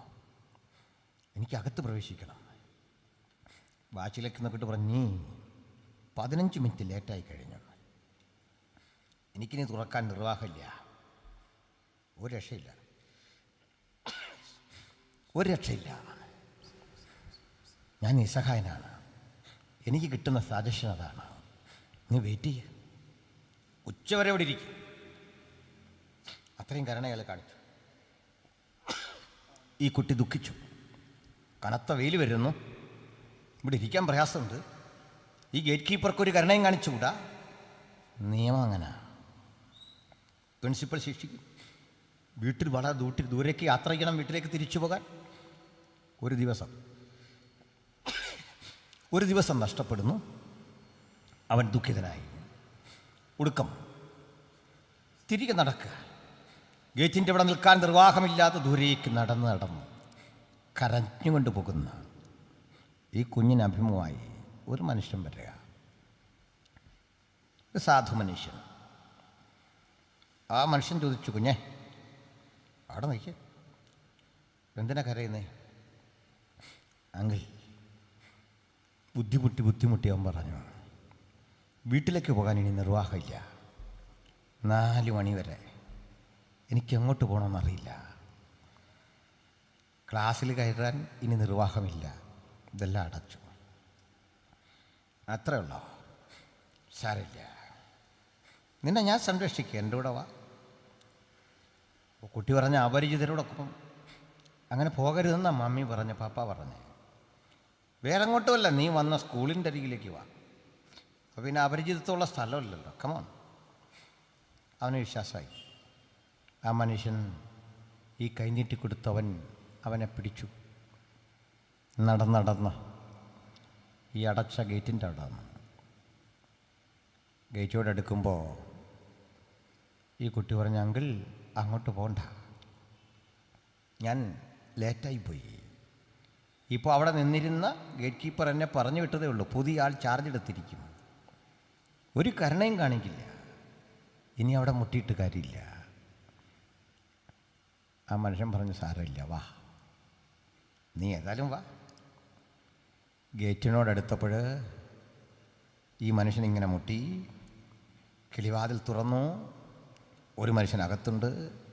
ഒന്നും പറയാതെ വേഗത്തിൽ കതക് തുറന്നു. 2 പേരും അകത്തേക്ക് പോയ. കുട്ടി പറഞ്ഞു, അങ്കിൾ, മുതിർന്ന ആളായതുകൊണ്ട് അങ്കിളിനെ കണ്ടപ്പോൾ അവർ കതക് തുറന്നു. പക്ഷെ ഇനിയൊരു കടമ്പയുണ്ട്, ഇതിലും വലിയ കടമ്പ. പ്രിൻസിപ്പൽ, ഞാൻ അവിടെ ചെല്ലണം, ഇതൊക്കെ പറഞ്ഞ് ധരിപ്പിക്കണം. പേടി അങ്കിൾ, സാധിക്കില്ല. ഈ കൈപിടിച്ച മനുഷ്യൻ പറഞ്ഞു, നിന്റെ കയ്യിൽ പിടിച്ചിരിക്കുന്ന ഞാൻ ആരെന്നറിഞ്ഞെങ്കിൽ നീ ഇത് പറയില്ല. എന്താ കാര്യം എന്നറിയണ്ടേ? ഞാനിതുവഴി വന്നാൽ എൻ്റെ മുമ്പിൽ തുറക്കാത്ത വഴിയും വാതിലും ഇല്ല. കാരണം ഞാൻ ഈ സ്ഥാപനത്തിൻ്റെ ഉടമയാണ്. നീ പിടിച്ചിരിക്കുന്ന കരത്തിൻ്റെ ശ്രേഷ്ഠത അതാണ്. എൻ്റെ മുമ്പിൽ കുനിയാത്ത തലകളില്ല, എന്നെ കണ്ടാൽ വണങ്ങാത്ത വ്യക്തികളില്ല. ആ കരത്തിലാണ് നീ പിടിച്ചിരിക്കുന്നത്. ഈ രാത്രി ആ കരത്തിൽ പിടിച്ച, പ്രപഞ്ചത്തിൻ്റെ മുഴുവൻ നാഥൻ്റെ കരത്തിൽ പിടിച്ച, ഉലകത്തിൻ്റെ ഉടമയുടെ കരങ്ങളിൽ പിടിച്ച, നമുക്ക് ജയത്തോടെ പറയാം, ഞങ്ങളുടെ ശക്തി നിന്റെ കരത്തിൽ പിടിച്ചത്, ആ നാമം ഉയർത്തിയത്.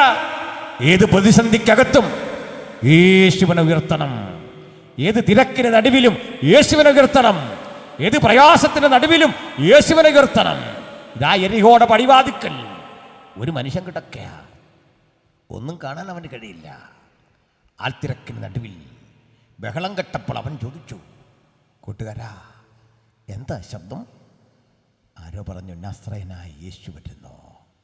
പരിചയപ്പെടുത്തിയത് നസ്രയനായ യേശു എന്ന വിലാസമാണ് പറഞ്ഞ്. തിരുവനന്തപുരത്തുകാരനായ ഇന്നയാൾ എന്ന് പറയും പോലെ നസ്രായനായ യേശുവെന്ന് ആരോ പരിചയപ്പെടുത്തിയപ്പോൾ ഈ കുരുടൻ ആ വിളിപ്പേരല്ല യേശുവിനെ വിളിക്കുന്നത്, മറിച്ച് വിളിക്കുക, യേശുവേ ദാവീദ് പുത്ര. ഉലകം പരിചയപ്പെടുത്തുന്ന പേരിനപ്പുറത്ത് ആത്മബന്ധം ശക്തിപ്പെട്ടിട്ട് വിളിക്കുക, യേശുവേ ദാവീദ് പുത്ര, ദാവീദ് പുത്ര, ദാവീദ് പുത്ര. ആളുകൾ പറഞ്ഞു, മിണ്ടാതിരി, ശബ്ദമുണ്ടാക്കരുത്. ഉലകം മുഴുവൻ നാവിനെ സ്തംഭിപ്പിക്കാൻ 100,000 വാക്കുകൾ പറയുമ്പോഴും അവൻ ഒറ്റക്കൊരുത്തൻ കെൽപ്പോടെ നിന്ന് വിളിച്ചു പറഞ്ഞു, യേശുവേ ദാവീദ് പുത്ര, ദാവീദ് പുത്ര. ഈ രാത്രി ആരുണ്ട് ആ നാമം ഒന്ന് മുറുകെ പിടിക്കാൻ? ആ നാമം മുറുകെ പിടിച്ചാൽ ഒരു കാര്യം ഉറപ്പാ, ദാവീദ് പുത്രൻ ഇവിടെ വരും, ഇവിടെ നിൽക്കും. ഈ ശബ്ദങ്ങൾക്ക്, ആരവാരങ്ങൾക്ക് നടുവിൽ ഒരു കാര്യം നിന്നോട് ചോദിക്കും, ഞാൻ നിനക്ക് വേണ്ടി എന്ത് ചെയ്തു തരയണം?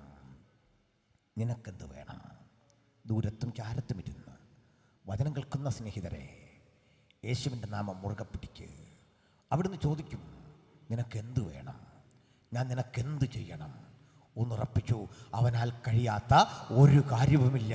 അത് നമ്മുടെ ജീവിതത്തിൻ്റെ ചിന്തയുടെ പ്രചോദനമായി തീരട്ടെ. അവിടത്തേക്ക് നിർവഹിക്കാൻ കഴിയാത്ത ഒരു കാര്യവുമില്ല. ക്ഷണത്തിൽ യേശുവിൻ്റെ അരികിൽ നിന്നു, നിനക്കെന്ത് വേണം? ഇവൻ ചെയ്തൊരു കാര്യമുണ്ടേ. യേശുവിനെ അന്നത്തെ മനുഷ്യർ പരിഹസിച്ച് വിളിക്കാറുണ്ട്, ശാസ്ത്രമറിയാത്തവൻ, വിവരം കെട്ടവൻ, തച്ചൻ്റെ മകൻ. ആക്ഷേപത്തിൻ്റെ പേരാ. കണ്ണു തുറന്നിരിക്കുന്ന ആയിരക്കണക്കിന് ആളുകൾ യേശുവിനെ തച്ചൻ്റെ മകൻ എന്ന് വിളിച്ച് ആക്ഷേപിക്കുമ്പോൾ ഒരുത്തൻ മാത്രം രാജാവിൻ്റെ മകൻ എന്നർത്ഥമുള്ളൊരു വിളി, ദാവീദ് പുത്ര.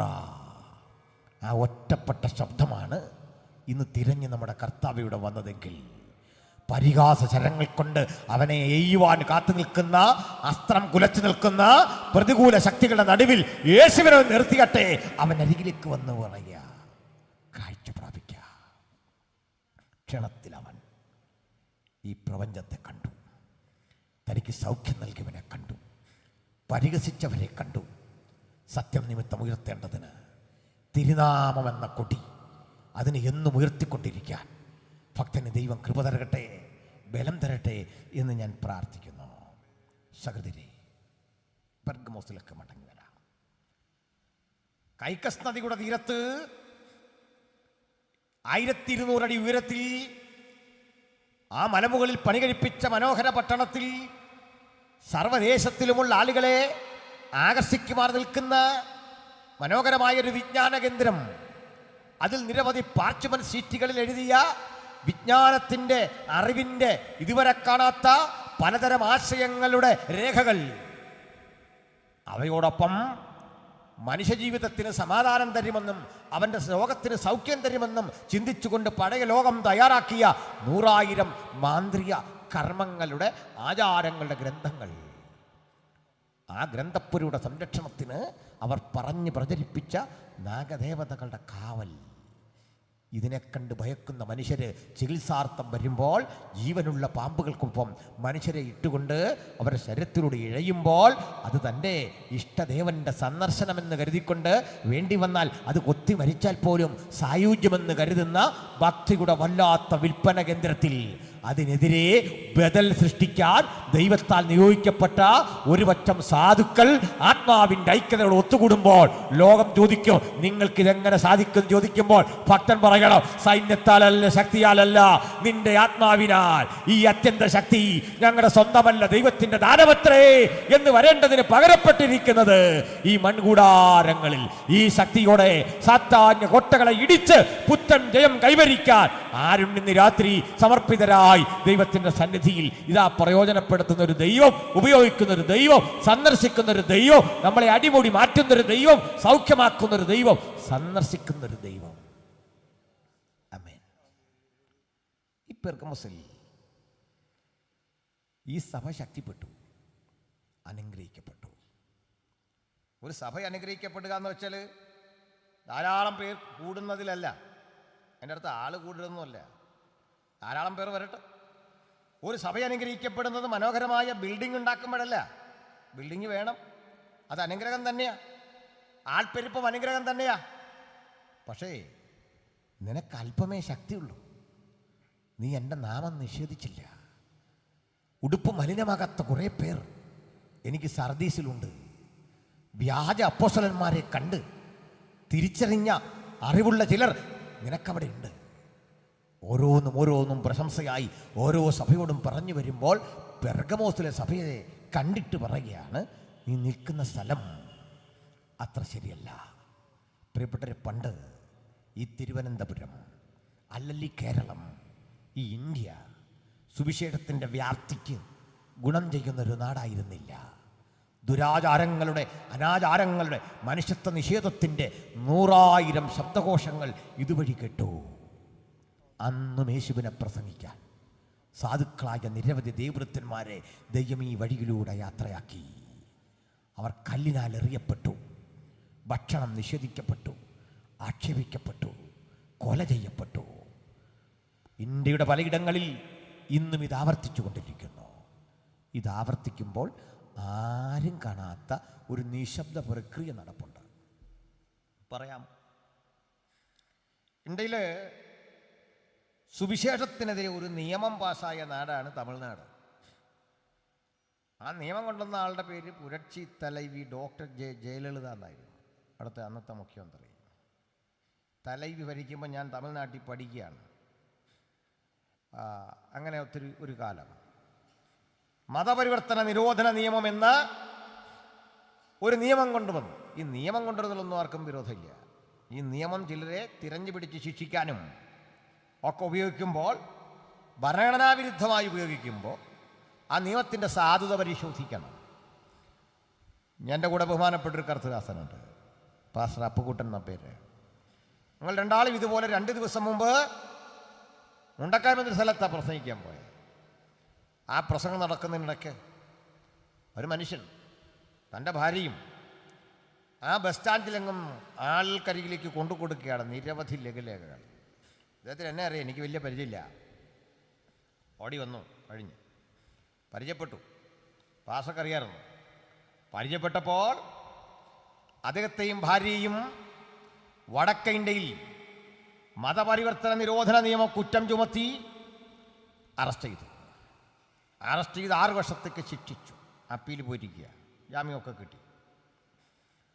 ആ മനുഷ്യനും ഭാര്യയും 2 ജയിലുകളിൽ അതിക്രൂരമായി പീഡിപ്പിക്കപ്പെടുക. ആ പീഡിപ്പിക്കപ്പെടുന്ന ആളുകൾ ഇവർ 2 പേരും മാത്രമല്ല. 2 മാസം മുമ്പ് ഞാൻ UP-യിലായിരുന്നു. ഇങ്ങനെ ജയിലിക്കിടന്ന ചില മനുഷ്യരെ കണ്ടു. അവർക്ക് കൊടുക്കുന്ന ഭക്ഷണ രീതികളെക്കുറിച്ച് മനസ്സിലാക്കി. വലിയ നിരാശജനകമാണ്. നമ്മൾ ഈ ജയിലിലൊക്കെ ഉള്ള ഭക്ഷണത്തിൻ്റെ മെനു ഒക്കെ വായിക്കാറുണ്ട്. എനിക്ക് ആ മെനു ഒക്കെ വായിച്ചിട്ട് അവിടെ പോയാൽ എന്താണെന്ന് ഒരിക്കൽ ആട്ടിറച്ചി ഉണ്ടെന്നും. ഒരു കാര്യം നിങ്ങൾക്ക് അറിയണ്ടേ, ഈ പേരിലെ ഇതൊക്കെ ഉള്ളൂ. ഇതൊക്കെ ഉദ്യോഗസ്ഥന്മാർ അടിച്ചെടുക്കും പകുതി. ഈ ചാറൊക്കെ ആ പാവങ്ങൾക്ക് കിട്ടുന്നത്. കുറ്റവാളികളാണെങ്കിൽ ഒരു മനുഷ്യരല്ലേ, അവരുടെ കെയർ ഓഫിൽ ഇങ്ങനെ തിന്ന് തീർക്കരുത്. അതേ എനിക്ക് പറയാനുള്ളൂ. ഇത് കേട്ടാൽ ഈ കുറ്റവാളികൾ ഇതെല്ലായിടത്ത് തിന്ന് തീർക്കുകയാണ്. ഇതൊക്കെ കുട്ടികൾക്ക് സ്കൂളിൽ കൊടുക്കണ്ടേ, ഉപ്പുമാവിന് പകരം എന്നൊക്കെ ചോദിക്കുന്നുണ്ട്. പക്ഷേ ഇത് എന്തിനാ വീണ്ടും വീണ്ടും അനുവദിക്കുമെന്ന് അറിയണ്ടേ? ഈ സാറുമാരുടെ വീട്ടിലേക്ക് കൊണ്ടുപോകാനാണ്. അല്ല, ഈ തടവുള്ളികളോട് താല്പര്യം കൊണ്ടല്ല ഇത്. ഇങ്ങനെയുള്ള ഒത്തിരി പണികൾ കിടപ്പുണ്ട് നമ്മുടെ എല്ലാ നാട്ടിൽ. ഇതൊന്നും മോണിറ്റർ ചെയ്യാനുള്ള സംവിധാനങ്ങളൊന്നും ഇല്ല. അതൊക്കെ പോട്ടെ, ഇവരുടെ കോട്ടയൊക്കെ എങ്ങോട്ട് പോകുന്നുള്ള മറ്റൊരു സത്യം. ഈ കേരളത്തിൽ കുറേയെങ്കിലുമൊക്കെ കിട്ടുന്നുണ്ട്. എന്നാൽ അതിൻ്റെ അവിടെ കിടക്കുന്നൊരു മനുഷ്യരല്ലേ, അവർക്ക് ഭക്ഷണം കൊടുക്കണ്ടേ? അവിടെ മറുവശം എടുക്കാം. ഇങ്ങനെ സുവിശേഷം പ്രസംഗിച്ചു വന്ന പേര് ജയിലിൽ കൊണ്ടിരുന്ന മനുഷ്യരെ ഏറ്റവും മോശമായ വിധത്തിൽ ട്രീറ്റ് ചെയ്യുക. പൊട്ടിപ്പൊളിഞ്ഞ ടോയ്ലറ്റുള്ള ഇടത്ത്, കൊടും ക്രിമിനലുകളെ പാർപ്പിക്കുന്ന ഇടത്ത് കൊണ്ടിട്ടിരിക്കുക. ഞങ്ങൾ എന്ത് തെറ്റാ ചെയ്തേ ഈ രാജ്യത്ത്? ഞാൻ ഈ ലോക രാജ്യത്തോട് ചോദിക്കുക, ഈ 1600 ആളുകൾ ഇന്ത്യയുടെ വിവിധ ജയിലിൽ കഴിയുമ്പോൾ ഈ 1600 എന്നുള്ള കണക്ക് ഞാനൊന്ന് മാറ്റുന്നു. ഒരു 16 പേര് ഇന്ത്യയിലെ ജയിലിൽ കിടക്കുക. ഈ 16 പേര് അക്രൈസ്തവരാണെന്ന് വിചാരിക്കുക. 16 പേരെ ഇത്തരത്തിൽ ഏതെങ്കിലും ഒരു കുറ്റം ചുമത്തി ഇന്ത്യയിലെ ഏതെങ്കിലും ഒരു ജയിലിലിട്ടാൽ, ഇട്ടിരിക്കുന്നത് അങ്ങ് UP-യിലാകാം, കാശ്മീരിലാകാം, നാഗാലാൻഡിലാകാം, മധ്യപ്രദേശിലാകാം, ഈ കേരളം കത്തൂലേ? ഇന്ത്യയുടെ പലയിടങ്ങൾ ക്രമസമാധാന പ്രശ്നം തകരില്ലേ? അതിൻ്റെ അനുഗാമികൾ തെരുവിലിറങ്ങിക്കൊണ്ട് സർക്കാരുകൾക്കെതിരെ കലാപക്കൊടിയുയർത്തില്ലേ? ഞങ്ങളുടെ സമശിഷ്ടങ്ങൾ 1600 പേര് ഇന്ത്യയിലെ ജയിലിൽ കിടന്നിട്ട് ഞങ്ങൾ രാഷ്ട്രത്തിനെതിരെ, ഭരണകൂടത്തിനെതിരെ ഒരു ചെറു വിരലടക്കുന്ന നിങ്ങൾ കണ്ടോ? അതിൻ്റെ പേരാ ക്രൈസ്തവ ധാർമ്മികത. അതാ യേശു പഠിപ്പിച്ച സഹനത്തിൻ്റെ, ക്ഷമയുടെ, യേശു പഠിപ്പിച്ച നിതാന്തമായ ആ സമാധാനത്തിൻ്റെ ശീലം എന്ന ഒരു സത്യം ഞങ്ങൾ ഈ നാടിനോട് വിളിച്ചു പറയുമ്പോൾ, മറ്റൊന്നുകൂടി, ഈ ജയിലിൽ ഇത്ര ഭീകരമായ വിധത്തിൽ പീഡിപ്പിക്കപ്പെട്ട മനുഷ്യന് തെരുവിലിറങ്ങി ഇന്നും ആവേശപുരസരം സുവിശേഷപ്രതി വിതരണം ചെയ്യാൻ ഒരു തടസ്സവുമില്ലെന്ന് മാത്രമല്ല, അദ്ദേഹത്തിൻ്റെ മുഖത്തെ ചൈതന്യം വറ്റാതെ, അദ്ദേഹത്തിൻ്റെ മുഖത്തെ സന്തോഷം വറ്റാതെ ഊർജ്ജസ്വലനായി ഈ പ്രവർത്തിക്കാൻ കാരണമെന്താ? ഞങ്ങൾക്ക് ഇത്തരം ശിക്ഷകൾ വരുംതോറും ഞങ്ങളുടെ കരുത്ത് കൂടിക്കൊണ്ടിരിക്കും. അതേക്കുറിച്ചൊന്ന് സൂചിപ്പിക്കാനാ ഞാൻ ഇങ്ങോട്ട് വന്നത്. എന്തു പറ്റി എന്നൊക്കെ അറിയണ്ടേ? ഇത്തരം മതപരിവർത്തന നിയമം കാട്ടി യേശുവിൻ്റെ അനുഗാമികളുടെ മുട്ടുവിറപ്പിക്കാൻ ഒരുമ്പെട്ടിറങ്ങിയ പുരട്ചി തലൈവിയുടെ മുട്ടുവിറച്ചതല്ലാതെ ഞങ്ങൾ കീഴടങ്ങിയ ചരിത്രമില്ല. നിങ്ങൾക്ക് ഞങ്ങളെ തോൽപ്പിക്കാനാവില്ല. ഞങ്ങളുടെ ആയുധങ്ങൾ ജഡീകങ്ങളായ ആയുധങ്ങളല്ല. ഞങ്ങളുടെ പോരാട്ടത്തിൻ്റെ ആയുധങ്ങൾ വാളും വടിയും ബോംബുമല്ല. അദൃശ്യമണ്ഡലത്തിലെ ദുഷ്ടാത്മസേനയോട് പൊരുതി പദം വന്ന കരുത്തുള്ള ആത്മശരീരം കൊണ്ട് ഞങ്ങളുടെ പോരാട്ടമെങ്കിൽ, പ്രാർത്ഥനയുടെ മുഴങ്കാലിൽ യുദ്ധം പ്രഖ്യാപിക്കാൻ കൽപ്പുള്ള ചിലരെ കൊണ്ട് സ്ഥിതിഗതികൾ മാറ്റുന്ന ഒരു മഹാദൈവം ഈ രാത്രി ചിലരെ കൂടി തിരഞ്ഞിവിടെ വന്നിട്ടുണ്ട്. അവർ ഉപയോഗിക്കപ്പെടുന്ന കാലം, അവരുടെ പ്രാർത്ഥന സാർത്ഥകമാകുന്നൊരു കാലം. ആ കാലം എങ്ങനെ ചരിത്രത്തിന് വഴിമാറി എന്നറിയണ്ടേ? പറയാം. ഇന്നിപ്പോൾ തമിഴ്നാടിൻ്റെ നിയമസഭയെ നിയന്ത്രിക്കുന്നത് ഒരു സുവിശേഷ പ്രസംഗനാണ് അവിടുത്തെ സ്പീക്കർ. മനസ്സിലായോ? നമുക്കൊരു സന്തോഷമില്ല. ഞാൻ നാളെ ഇവിടെ മുഖ്യമന്ത്രി ആയിക്കൂടുന്നില്ല, അതാ പറഞ്ഞു വന്നു.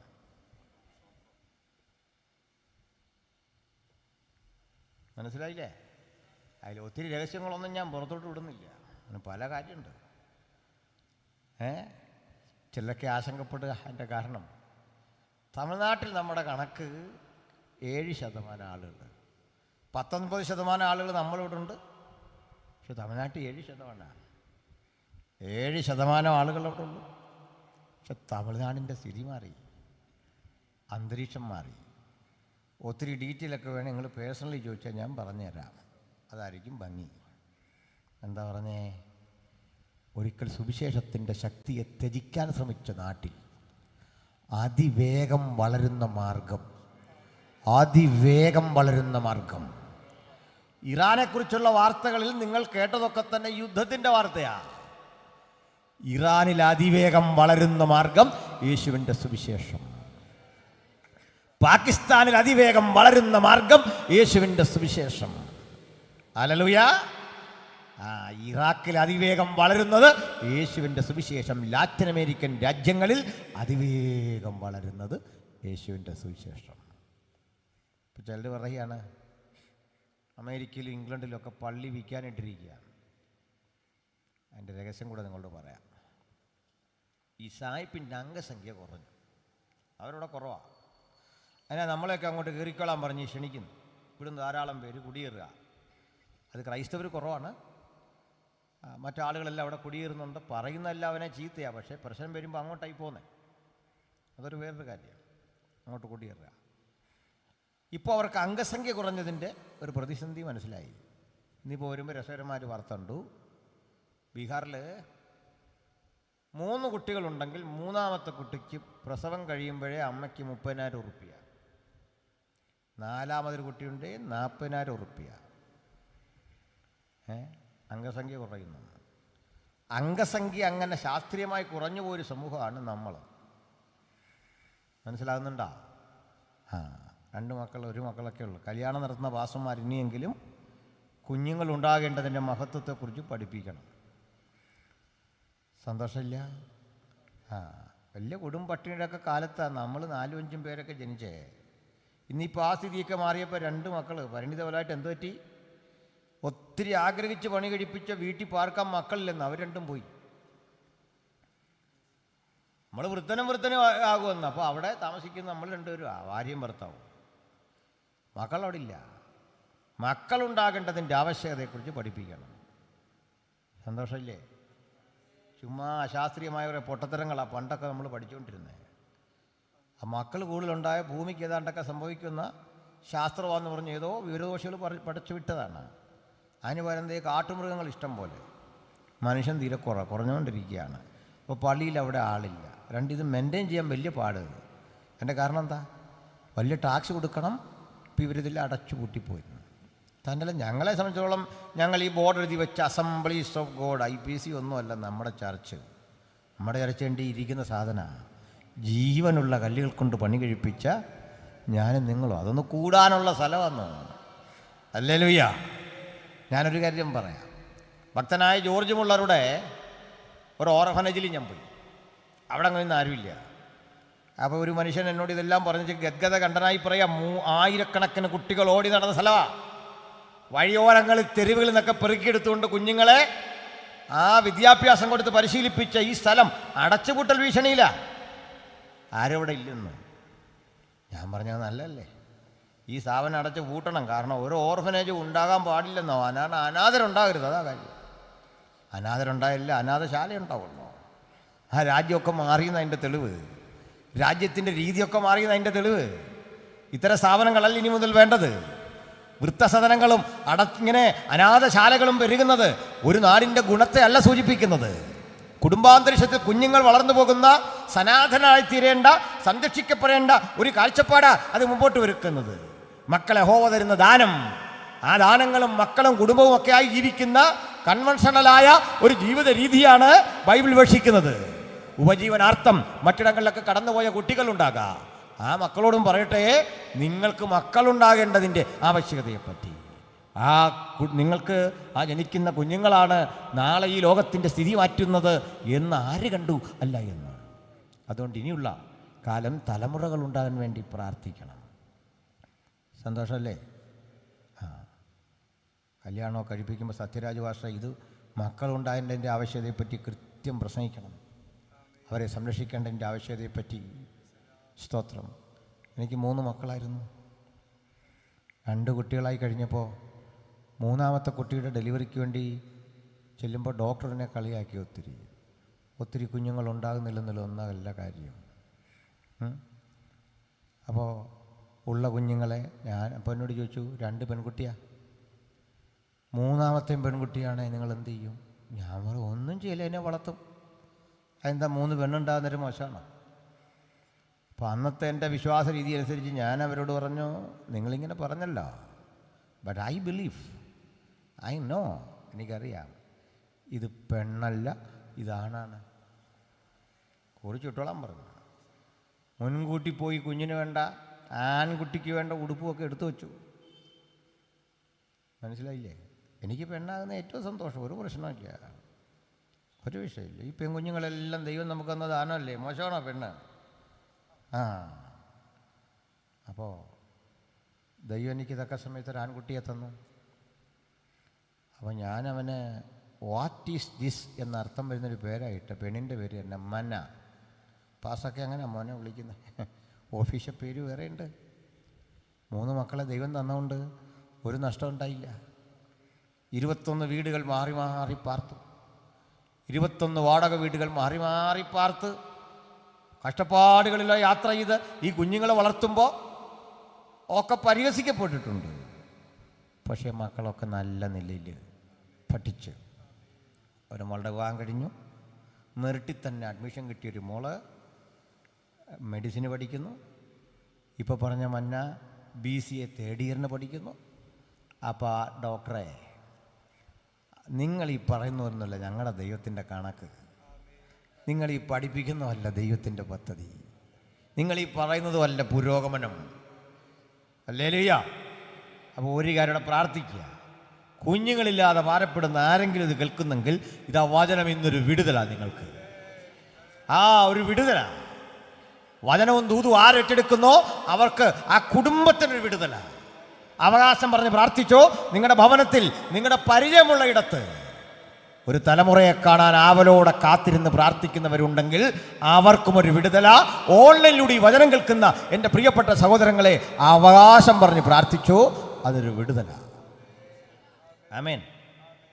അവിടെ ഈ വിധത്തിൽ ചില കാര്യങ്ങൾ പറഞ്ഞത് ഒരു സുപ്രധാന വസ്തുത പറയാൻ വേണ്ടിയാ. ഈ കുഞ്ഞുങ്ങളെല്ലാം സുവിശേഷം അറിയിക്കുന്നവരും ആകണം. നിങ്ങൾ ജോലിയൊക്കെ ചെയ്തോ, പൂർണ്ണ സമയം വിളി കിട്ടുമ്പോൾ അതിന് പോയാൽ മതി. പക്ഷെങ്കിൽ ജീവിതത്തിൻ്റെ ഏത് മണ്ഡലത്തിലും ഏത് ജോലി ചെയ്താലും സുവിശേഷത്തിൻ്റെ വ്യാപ്തിക്ക് വേണ്ടി ഞാൻ നിലകൊള്ളുമെന്നുള്ള ഒരാത്മസമർപ്പണം കൂടി ചെയ്യണം. യേശുവിനെ സാക്ഷിക്കണം, നാമം മുറുകെ പിടിക്കണം. ഏത് സാത്താന്യ കോട്ടയിലും അവിടുത്തെ നാമം ഒന്ന് മുറുകെ പിടിക്കണം. Lord, taste and see that the Lord is good. അവ നല്ലവനെന്ന് രുചിച്ചറിവി. അവനെ ശരണം പ്രാപിക്കുന്ന പുരുഷൻ ഭാഗ്യവാ. അങ്ങനെ പെർഗമോസ് സഭ ശക്തിപ്പെട്ടു. ഇവയൊക്കെ വെല്ലുവിളിച്ചു. ഇവിടെ അനുഗ്രഹിക്കപ്പെട്ടൊരു കർത്തദാസൻ ഉണ്ടായിരുന്നു. പേര് അന്തിപ്പാസ് എന്നായിരുന്നു. ഈ അന്തിപ്പാസ് എന്ന മനുഷ്യൻ ശക്തനായൊരു പ്രാർത്ഥന മനുഷ്യൻ. പുള്ളിക്ക് ഇതിനെയൊന്നും പേടിയില്ല. പാമ്പുകളെ ഭയമില്ല, ശത്രുക്കളെ ഭയമില്ല, പിശാചുക്കളെ ഭയമില്ല. അങ്ങനൊരു ജന്മമാണ് നമ്മുടെയൊക്കെ. ചിലരങ്ങോട്ട് ശക്തിപ്പെടാത്ത ഈ പേടി വരും. ചിലർക്ക് ചെറിയൊരു രോഗം മതി, പിന്നില്ലേ കരഞ്ഞുകൊണ്ട് കിടക്കും. നിസാര അസുഖമായിരിക്കും, പിന്നെ ഇങ്ങനെ കരഞ്ഞുകൊണ്ട് കിടക്കുക. അയ്യടാ അതിൻ്റെ ഇവിടെ ഒരു വേദന, തലക്കൊരു വെട്ടൽ. ഇതൊന്നും വലിയ കാര്യം പോലും അല്ല. ആണോ? മിക്കവാറും സ്ത്രീകൾ ഈ അസുഖം ഉണ്ടാകുന്ന എങ്ങനെയാണെന്ന് അറിയണ്ടേ? നിസാര അസുഖം. ഈ കൊച്ചു കുഞ്ഞുങ്ങളെ വളർത്തുന്ന അമ്മമാരില്ലേ, അവരെന്തെന്ന് വെച്ചാൽ ഈ കുഞ്ഞിന് കൊടുക്കേണ്ട ഭക്ഷണത്തിൻ്റെ നല്ലൊരു ഭാഗം അവരിരുന്നും കഴിക്കും. കുഞ്ഞിന് കൊടുക്കുക എന്നുള്ള രൂപയാണ്. ഈ കുറുക്കുമല്ല ഇങ്ങനെ ഉണ്ടാക്കി ഇവരിരുന്ന് കഴിച്ച് നല്ല പ്രായത്തിൽ ഷുഗർ കൊച്ചുകുഞ്ഞിന് കൊടുക്കേണ്ടതാ. നീ ഈ അളവിലെടുത്ത് ഉണ്ടാക്കുകയല്ല, കൂടുതൽ എടുത്തേച്ച് കളയാൻ വയ്യല്ലോ എന്ന് പറഞ്ഞ് കഴിക്കുക. അത് കഴിഞ്ഞ് നമ്മൾ പുരുഷന്മാർക്ക് വേണ്ടി ആഹാരം എടുത്തിട്ട് കൂടുതലെടുത്തിട്ട് അതും എന്തു ചെയ്യും? അങ്ങ് കഴിക്കുക. അതുകൂടാതെ സ്വന്തം അക്കൗണ്ടിൽ വേറെ എടുത്ത് കഴിക്കുക. ഞാൻ കള്ളം പറയല്ല, ബൈബിളിൽ പോലും ഉണ്ട് ഇതിൻ്റെ ഒരു പരോക്ഷ സൂചന. 5 അപ്പം 5000 പേർ കൊടുത്തു എന്ന് പറയുന്ന ഭാഗത്ത് പുരുഷന്മാരുടെ എണ്ണം, സ്ത്രീകളുടെ എണ്ണം എന്താ ഇല്ലാത്ത? അത് കണക്ക് കൂട്ടാൻ പോലും പറ്റാതെ വന്നതാ. അപ്പോസ്തലൻ അത്ര നോക്കിയിട്ട് എണ്ണം എടുക്കാൻ പറ്റുന്നില്ല. കാരണം നിന്ന് പിടിക്കുക, എന്നിട്ട് പറയുക ഇവിടെ ഒരു വേദന അവിടെ ഒരു വേദന, ഒന്നുമില്ലെന്ന് ജയമെടുക്കാൻ പോവാ നമ്മൾ. ഹല്ലേലൂയ. രണ്ടാമത്തെ ഒരു കാര്യം, ഈ ഭയം. ഞാൻ കഴിഞ്ഞ ദിവസം പറഞ്ഞൊരു സംഭവം. വർഷങ്ങളൊക്കെ പുറത്ത് ഹൈ റേഞ്ചിലടുത്ത് പ്രസംഗിക്കാൻ ചെല്ലുമ്പോൾ ഇങ്ങനെ പ്രസംഗിച്ചുകൊണ്ട് നിൽക്കുമ്പോൾ ഒരു മനുഷ്യൻ ഈ കള്ളി എത്തുന്ന ആ കത്തിയുമായിട്ട് സ്റ്റേജിൽ ഓടിക്കേറി. ഒരൊറ്റ വേട്ട. ഈ ഫ്രണ്ടിൽ ഈ മൈക്കിൻ്റെ സ്റ്റാൻഡുള്ളതുകൊണ്ട് വേട്ട അതിനിട്ട് കിട്ടി. ഇത് മറിഞ്ഞ് താഴെ വീണു. പെട്ടെന്നൊരു അന്തരീക്ഷമൊക്കെ മാറി. വോളണ്ടിയേഴ്സ് എല്ലാം പെട്ടെന്ന് വന്നു. അയാൾ നോർമലായി അയാളെ പിടിച്ചുകൊണ്ട് പോയി. അതല്ല രസം. സ്റ്റേജിലിരുന്ന അഭിഷിക്ത കർത്തൃദാസന്മാരെല്ലാം ഇറങ്ങി ഓടി. ഒരു പെങ്കൊച്ചുണ്ടായിരുന്നു, അത് ഈ പാസക്കറിയാം, സുലേഖ എന്നും പറഞ്ഞൊരു പാട്ട് പാടുന്ന കൊച്ച. അവളെ കഴിഞ്ഞിടയ്ക്ക് ഞാൻ കണ്ടു. അന്നേരം ഓർത്ത് ഈ കാര്യം. ആ പെങ്കൊച്ചൊടിയ സകല പുള്ളികൾ ഓടി. മനസ്സിലായില്ലേ? അപ്പോൾ പെൺകുട്ടികൾ ഒത്തിരി ഉണ്ടായ എന്താ കുഴപ്പമെന്ന് കണ്ടോ? ഇത്ര ആണുങ്ങളുണ്ടായിട്ട് കാര്യമുണ്ടായോ? സകല most reverend utter most priest പാസ്റ്റർമാരെല്ലാം അങ്ങോട്ട് ഓടിക്കളഞ്ഞു. പിന്നെ ഇവരെ പിടിച്ചുകൊണ്ട് വരാൻ വേണ്ടി ആൾ പുറകെ പോയി. കാരണം യോഗം പ്രാർത്ഥിച്ച് തീർക്കണ്ടേ. പിന്നെ ഞാൻ പ്രസംഗിച്ച് കണ്ടിന്യൂ ചെയ്തപ്പോഴേക്ക് ദൂരെ നിന്നൊക്കെ ആൾ വന്നു. അതിൽ ഒരാൾ എന്നോട് പറയുക, എൻ്റെ സ്വഭാവത്തിനാണെന്നുണ്ടല്ലോ പാസ്റ്റേ, ഞാൻ ആ കോപം കാരണം ഇവിടെ നിന്ന് പോയതാണ്. കോപം കയറി അവനെ വല്ലതും ചെയ്യുമോന്നോർത്ത് ഓടിയതാണ്. അല്ല, ഞാനിവിടെ നിന്ന് പോയാൽ എന്ത് ചെയ്യുമെന്ന് എനിക്കറിയത്തില്ല, അതുകൊണ്ട് ഞാൻ ഓടി മാറിയതാണ്, അവനെ വല്ലതും ചെയ്യാതിരിക്കുക. ഞാൻ പറഞ്ഞു നന്നായി, ഓടിയത് വളരെ നന്നായി. ഇത്തരം വരട്ട് കാണുമ്പോൾ തലകുനിക്കുന്നവരല്ല യേശുവിൻ്റെ അനുഗാമികൾ. അതിൻ്റെ അർത്ഥം കത്തിക്ക് മൂർച്ചയില്ലാഞ്ഞിട്ടോ വെട്ടേക്കാത്തതുകൊണ്ടല്ല, ദൈവം അനുവദിക്കാതെ അത് ഏക്കില്ല. ദൈവം അനുവദിച്ചാൽ സ്തെഫാനോസ് മരിക്കും കല്ലേറുകൊണ്ട്. ദൈവം അനുവദിച്ചാൽ തിളക്കുന്ന എണ്ണയിൽ നിന്ന് യോഹന്നാൻ രക്ഷപ്പെടും. ദൈവം അനുവദിച്ചാൽ പൗലോസ് ഈർച്ചവാളിനാൽ കൊല്ലപ്പെടും. ദൈവം അനുവദിച്ചാൽ പത്രോസ് മരിക്കും. ദൈവം അനുവദിച്ചാൽ തീച്ചൂളക്കുള്ളിൽ നിന്ന് ദാനിയേൽ രക്ഷപ്പെടും. സിംഹക്കൊടിയിൽ നിന്ന് രക്ഷപ്പെടും. തീച്ചൂളക്കുള്ളിൽ നിന്ന് ഭക്തന്മാർ രക്ഷപ്പെടും. ദൈവം അനുവദിച്ചാൽ നമുക്ക് രക്ഷയുള്ളതുപോലെ ചിലപ്പോഴൊക്കെ ദൈവം നമുക്ക് വേണ്ടി സഹനം വച്ചിട്ടുണ്ട്. ആ സഹനത്തിൻ്റെ വഴികളിലൂടെയും ജയിക്കണം. അന്തിപ്പാസ് സുശക്തമായി പെർഗമോസിലെങ്ങും യേശുവിനെ പ്രസംഗിച്ചു. എന്താ പ്രസംഗിക്കുന്നത് അറിയണ്ടേ? ഈ നാട് ചികിത്സയുടെ പേരിൽ, വൈദ്യശാസ്ത്രത്തിൻ്റെ പേരിൽ സാധുക്കളായ മനുഷ്യരെ സർപ്പങ്ങൾ ഉപയോഗിച്ച് കൊല്ലുകയാ. ദുരാചാരങ്ങളും അനാചാരങ്ങളും കൊടികുത്തി വാഴുന്ന സാത്താന്യ സിംഹാസനമാ നിന്റെ ഹൃദയം. അതൊക്കെ വിട്ടുമാറണം. ഒരു ഘട്ടത്തിൽ ഈ സ്ഥിതിയൊക്കെ മാറി. നാടിൻ്റെ സ്ഥിതി മാറി, ഈ ദേശത്തിൻ്റെ സ്ഥിതി മാറി. യാഥാർത്ഥ്യബോധത്തിലേക്ക് നിങ്ങൾ കടന്നു വരും. അങ്ങനെ കടന്നു വരുവാൻ മാനസാന്തരത്തിൻ്റെ സന്ദേശം മുഴക്കിയ അന്തിപ്പാസിനെ പിടിച്ചു, വിചാരണ ചെയ്തു, നിർബന്ധിച്ചു വിളിപ്പിച്ചു. ചക്രവർത്തിയെ സ്തുതിക്കുന്ന വാക്കുകൾ അന്തിപ്പാസ് വിളിച്ചില്ല. ഈ കാണുന്ന അസ്കലോപ്പയസിന്റെ മുമ്പിൽ വലിച്ചിരച്ചു കൊണ്ടുവന്ന് പൂജാതി കർമ്മങ്ങൾക്ക് വേണ്ടി കരങ്ങൾ കുപ്പാൻ ആവശ്യപ്പെട്ടു. അന്തിപ്പാസ് ചെയ്തില്ല. ജീവിക്കുന്നത് ക്രിസ്തുവും മരിക്കുന്നത് ലാഭവും, വിട്ടുപിരിഞ്ഞ് ക്രിസ്തുവിനോട് ആയിരിക്കുന്നത് എനിക്കേറെ നല്ലത് എന്ന അപ്പോസ്തോലിക ശബ്ദം പോലെ ക്രിസ്തുവിനോട് ചേർന്ന് നിന്നപ്പോൾ ഇതാ തിരുവെടുത്ത് പറയാ, എൻ്റെ ദാസനായ അന്തിപ്പാസിനെ കൊന്ന കാലത്തും നീ എൻ്റെ നാമം മുറുകെ പിടിച്ചു. നീട്ടുന്നില്ല. സഹോദരേ, ഒടുക്കം ചെയ്ത് കേൾക്കണ്ടേ? വെങ്കലം കൊണ്ട് നിർമ്മിച്ചൊരു കുറ്റൻ കാളയുടെ പ്രതിമ, വെങ്കലം അല്ലെങ്കിൽ ഓട്, അതറിയാം എന്താണ്? അല്ലെ ഒളിമ്പിക്സിനും ഏഷ്യാഡിനും ഒക്കെ നമ്മുടെ ആളുകൾ കൂടുതൽ മേടിക്കുന്ന സാധനം മനസ്സിലായില്ലേ? ഒളിമ്പിക്സിനോ അതുപോലെ ഇതിനൊക്കെ പോകുമ്പോൾ കൂടുതൽ ഇന്ത്യക്കാർക്ക് കിട്ടുന്ന സാധനം എന്താ? വെങ്കലം. ആ പോകുന്ന കലാകാരന്മാരെയല്ലേ, ആ അത്ലറ്റുകളെ പരിഹസിച്ചല്ലേ. ഇവർക്കൊന്നും ഒരു പ്രോത്സാഹനമൊന്നും വേണ്ട വിധി കൊടുക്കുന്നില്ല. അതാ കാര്യം. നമ്മുടെ രാജ്യത്തിന് ഒത്തിരി ഗുണമുണ്ട്, ദോഷം ഒത്തിരി ഉണ്ട്. ഈ സ്പോർട്സ് വകുപ്പൊക്കെ ഉണ്ടാക്കിയിട്ട് ഇത് ഇവർക്ക് വേണ്ട പരിഗണനയൊക്കെ കൊടുക്കണം. അല്ല അതിൻ്റെ തലയാഴ്ച വിളിച്ചേച്ച് നമുക്ക് ഒരു ഒളിമ്പിക്സ് ഉണ്ടല്ലോ പോയേക്കാന്ന് പറഞ്ഞ് വിളിച്ചുകൊണ്ട് പോയാൽ ജയിക്കണമെന്നൊന്നുമില്ല. ശരിയല്ലേ? അപ്പോൾ തന്നെ നമ്മുടെ നാടിന് ഗുണമുണ്ട്. ഇപ്പോൾ ഞാൻ അടുത്ത കാലത്ത് കണ്ടുപിടിച്ചാണ്, കടം കൊണ്ടൊരാൾ ബുദ്ധിമുട്ടി, ബിസിനസ് പൊട്ടി, വഴികളെല്ലാം അടഞ്ഞ്, എല്ലാ ബിസിനസ്സും തകർന്നു, രക്ഷയില്ല, കോടികളുടെ കടം വന്നാൽ അത്തരം മനുഷ്യരെ സംരക്ഷിക്കുന്ന ഒരു രാജ്യമാണ് നമ്മുടെ ഭരണകൂടം. നിങ്ങൾക്കത് വിശ്വാസമില്ലേ? ഞാൻ 2-3 പേര് പറയാം, അപ്പം മനസ്സിലാവും. റോട്ടോമാക്കെന്ന് കേട്ടിട്ടുണ്ടോ? വിജയ് മല്യ എന്ന് കേട്ടിട്ടുണ്ടോ? നമ്മുടെ കാര്യമല്ല പറഞ്ഞത്, ഇവർക്കൊക്കെ വരണം. അദാനിക്കോ അംബാനിക്കോ റോട്ടോമാക്കിനോ വിജയ് മല്യക്കോ ഒക്കെ ഒരു പ്രശ്നം ഉണ്ടായാൽ എന്നോടൊരാൾ പറഞ്ഞ് നിങ്ങളെന്തിനാണ് ഇത് പറയുന്നത്? ഞാൻ പറഞ്ഞു ഇന്നും പെട്രോൾ അടിച്ച് വരുമ്പോഴേ ഞാൻ ഈ റോട്ടോമാക്കിൻ്റെയും വിജയ് മല്യയുടെയും കടം വീടിക്കൊണ്ടിരിക്കുക. അതിനായി സെസ് പിരിക്കുന്നതും GST പിരിക്കുന്നതൊക്കെ എന്തിനാ? വിജയ് മല്യ വിദേശത്ത് പോയി സുഖമായിട്ട് താമസിക്കാൻ വേണ്ടിയാ നമ്മൾ ഈ പൈസ എല്ലാം കൊടുത്തുകൊണ്ടിരിക്കുന്നത്. മനസ്സിലായില്ലേ? കോടികൾ. അത് വിട്ടേക്ക്. ചുരുക്കി പറഞ്ഞാലേ, ഈ അത്ലറ്റുകൾക്ക് കൂടുതൽ വാങ്ങുന്ന വെങ്കലം, ഈ വെങ്കല ഓടെന്നൊക്കെ പറയുന്ന ഈ ചെമ്പ്, പിച്ചള, ഇതെല്ലാം ഏതാണ്ട് ഒരേ കുടുംബത്തിൽപ്പെട്ട സാധനമാണ്, ചെറിയ വ്യത്യാസമൊക്കെ ഉള്ളിന്. ഇതുകൊണ്ടൊരു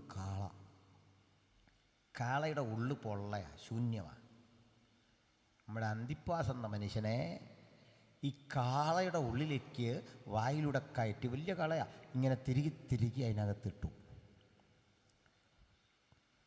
താഴെ നിന്ന് കൽക്കരി കത്തിച്ച ചൂടാക്കി, നേരിയ ചൂട് കൊടുത്ത് അത് കൂട്ടി. അതിനകത്ത് കിടന്ന ഭക്തൻ വെന്ത് നീറി പഴുത്ത് ഉരുകി ഈ കിടാവിൻ്റെ രൂപത്തിൻ്റെ അകത്ത് ഒട്ടിച്ചേർന്ന് പറ്റിച്ചേർന്ന് ഉറഞ്ഞുകൂടി കിടന്നു. ഇങ്ങനെ കൊലപ്പെടുത്തുമ്പോൾ നിരവധി ക്രൈസ്തവരുടെ കൈകെട്ടി പുറകോട്ട് നിർത്തി ഈ രംഗം കാണാൻ അവിടെ കൊണ്ട് നിർത്തിയിരിക്കുക. നിനക്കും ഇതാ സ്ഥിതിയെന്ന് ബോധ്യപ്പെടുത്താനാ. ഈ രംഗം കണ്ട് കണ്ണടച്ചു പോയാൽ ചാട്ടക്ക് അടി കിട്ടും. നീ കാണണം ഈ കാഴ്ച. ഇതായിരുന്നു പെർഗമോസ് കൊടുത്ത ശിക്ഷ. ഇത് തെർത്തുല്യനെന്ന് പറയുന്ന സഭാപിതാവ് എഴുതിയിരിക്കുക. അന്തിപ്പാസ് നേരിട്ട പ്രതിസന്ധി. ഇങ്ങനെ രക്തസാക്ഷിയായി മരിച്ചു അന്തിപ്പാസ്. അപ്പോഴും പരിശുദ്ധാത്മ പറയാ, അന്നും നീ എൻ്റെ നാമം മുറുകെ പിടിച്ചു, തോറ്റില്ല. നാളെ ഒരിക്കൽ ഇന്ത്യയിൽ തൻ്റെ മക്കൾ അഭിമുഖിക്കാൻ പോകുന്ന ഗുരുതരമായ പ്രതിസന്ധിക്ക് ഇത്തരമൊരു തലം രൂപപ്പെട്ടാൽ ക്രിസ്തുവിൻ്റെ നാമം മുറുകെ പിടിക്കാൻ ആത്മസമർപ്പണമുള്ള ചിലരെ ദൈവപരിശുദ്ധാത്മാവ് തിരയുന്നു. അകത്തും പുറത്തും ഇരുന്ന് ഈ വചനം കേട്ടവരിൽ എനിക്കവിടുത്തെ നാമം മുറുകെ പിടിക്കണം, എനിക്കങ്ങയുടെ പിന്നാലെ യാത്ര ചെയ്യണം, ഈ മഹത്തര നാമത്തിൻ്റെ സാക്ഷിയാക്കണം. സാത്താന്യാധിപത്യത്തെ കണ്ട് ഭയപ്പെടാതെ, രക്തസാക്ഷി മരണം വരിക്കാനുള്ള ആഹ്വാനത്തെ ഭയപ്പെടാതെ, എനിക്ക് നേരെ വരുന്ന 100,000 പരിഹാസ ശരങ്ങളെ കണ്ട് ഭയപ്പെടാതെ, ഈ തിരുവെഴുത്തിൻ്റെ ശക്തിക്ക് വേണ്ടി മരണം വരെ പൊരുതണം, അതുവരെ പിടിച്ചു നിൽക്കണം. എത്ര പേർക്ക് ആഗ്രഹമുണ്ട്? കണ്ണുകളടയ്ക്ക, പ്രാർത്ഥന.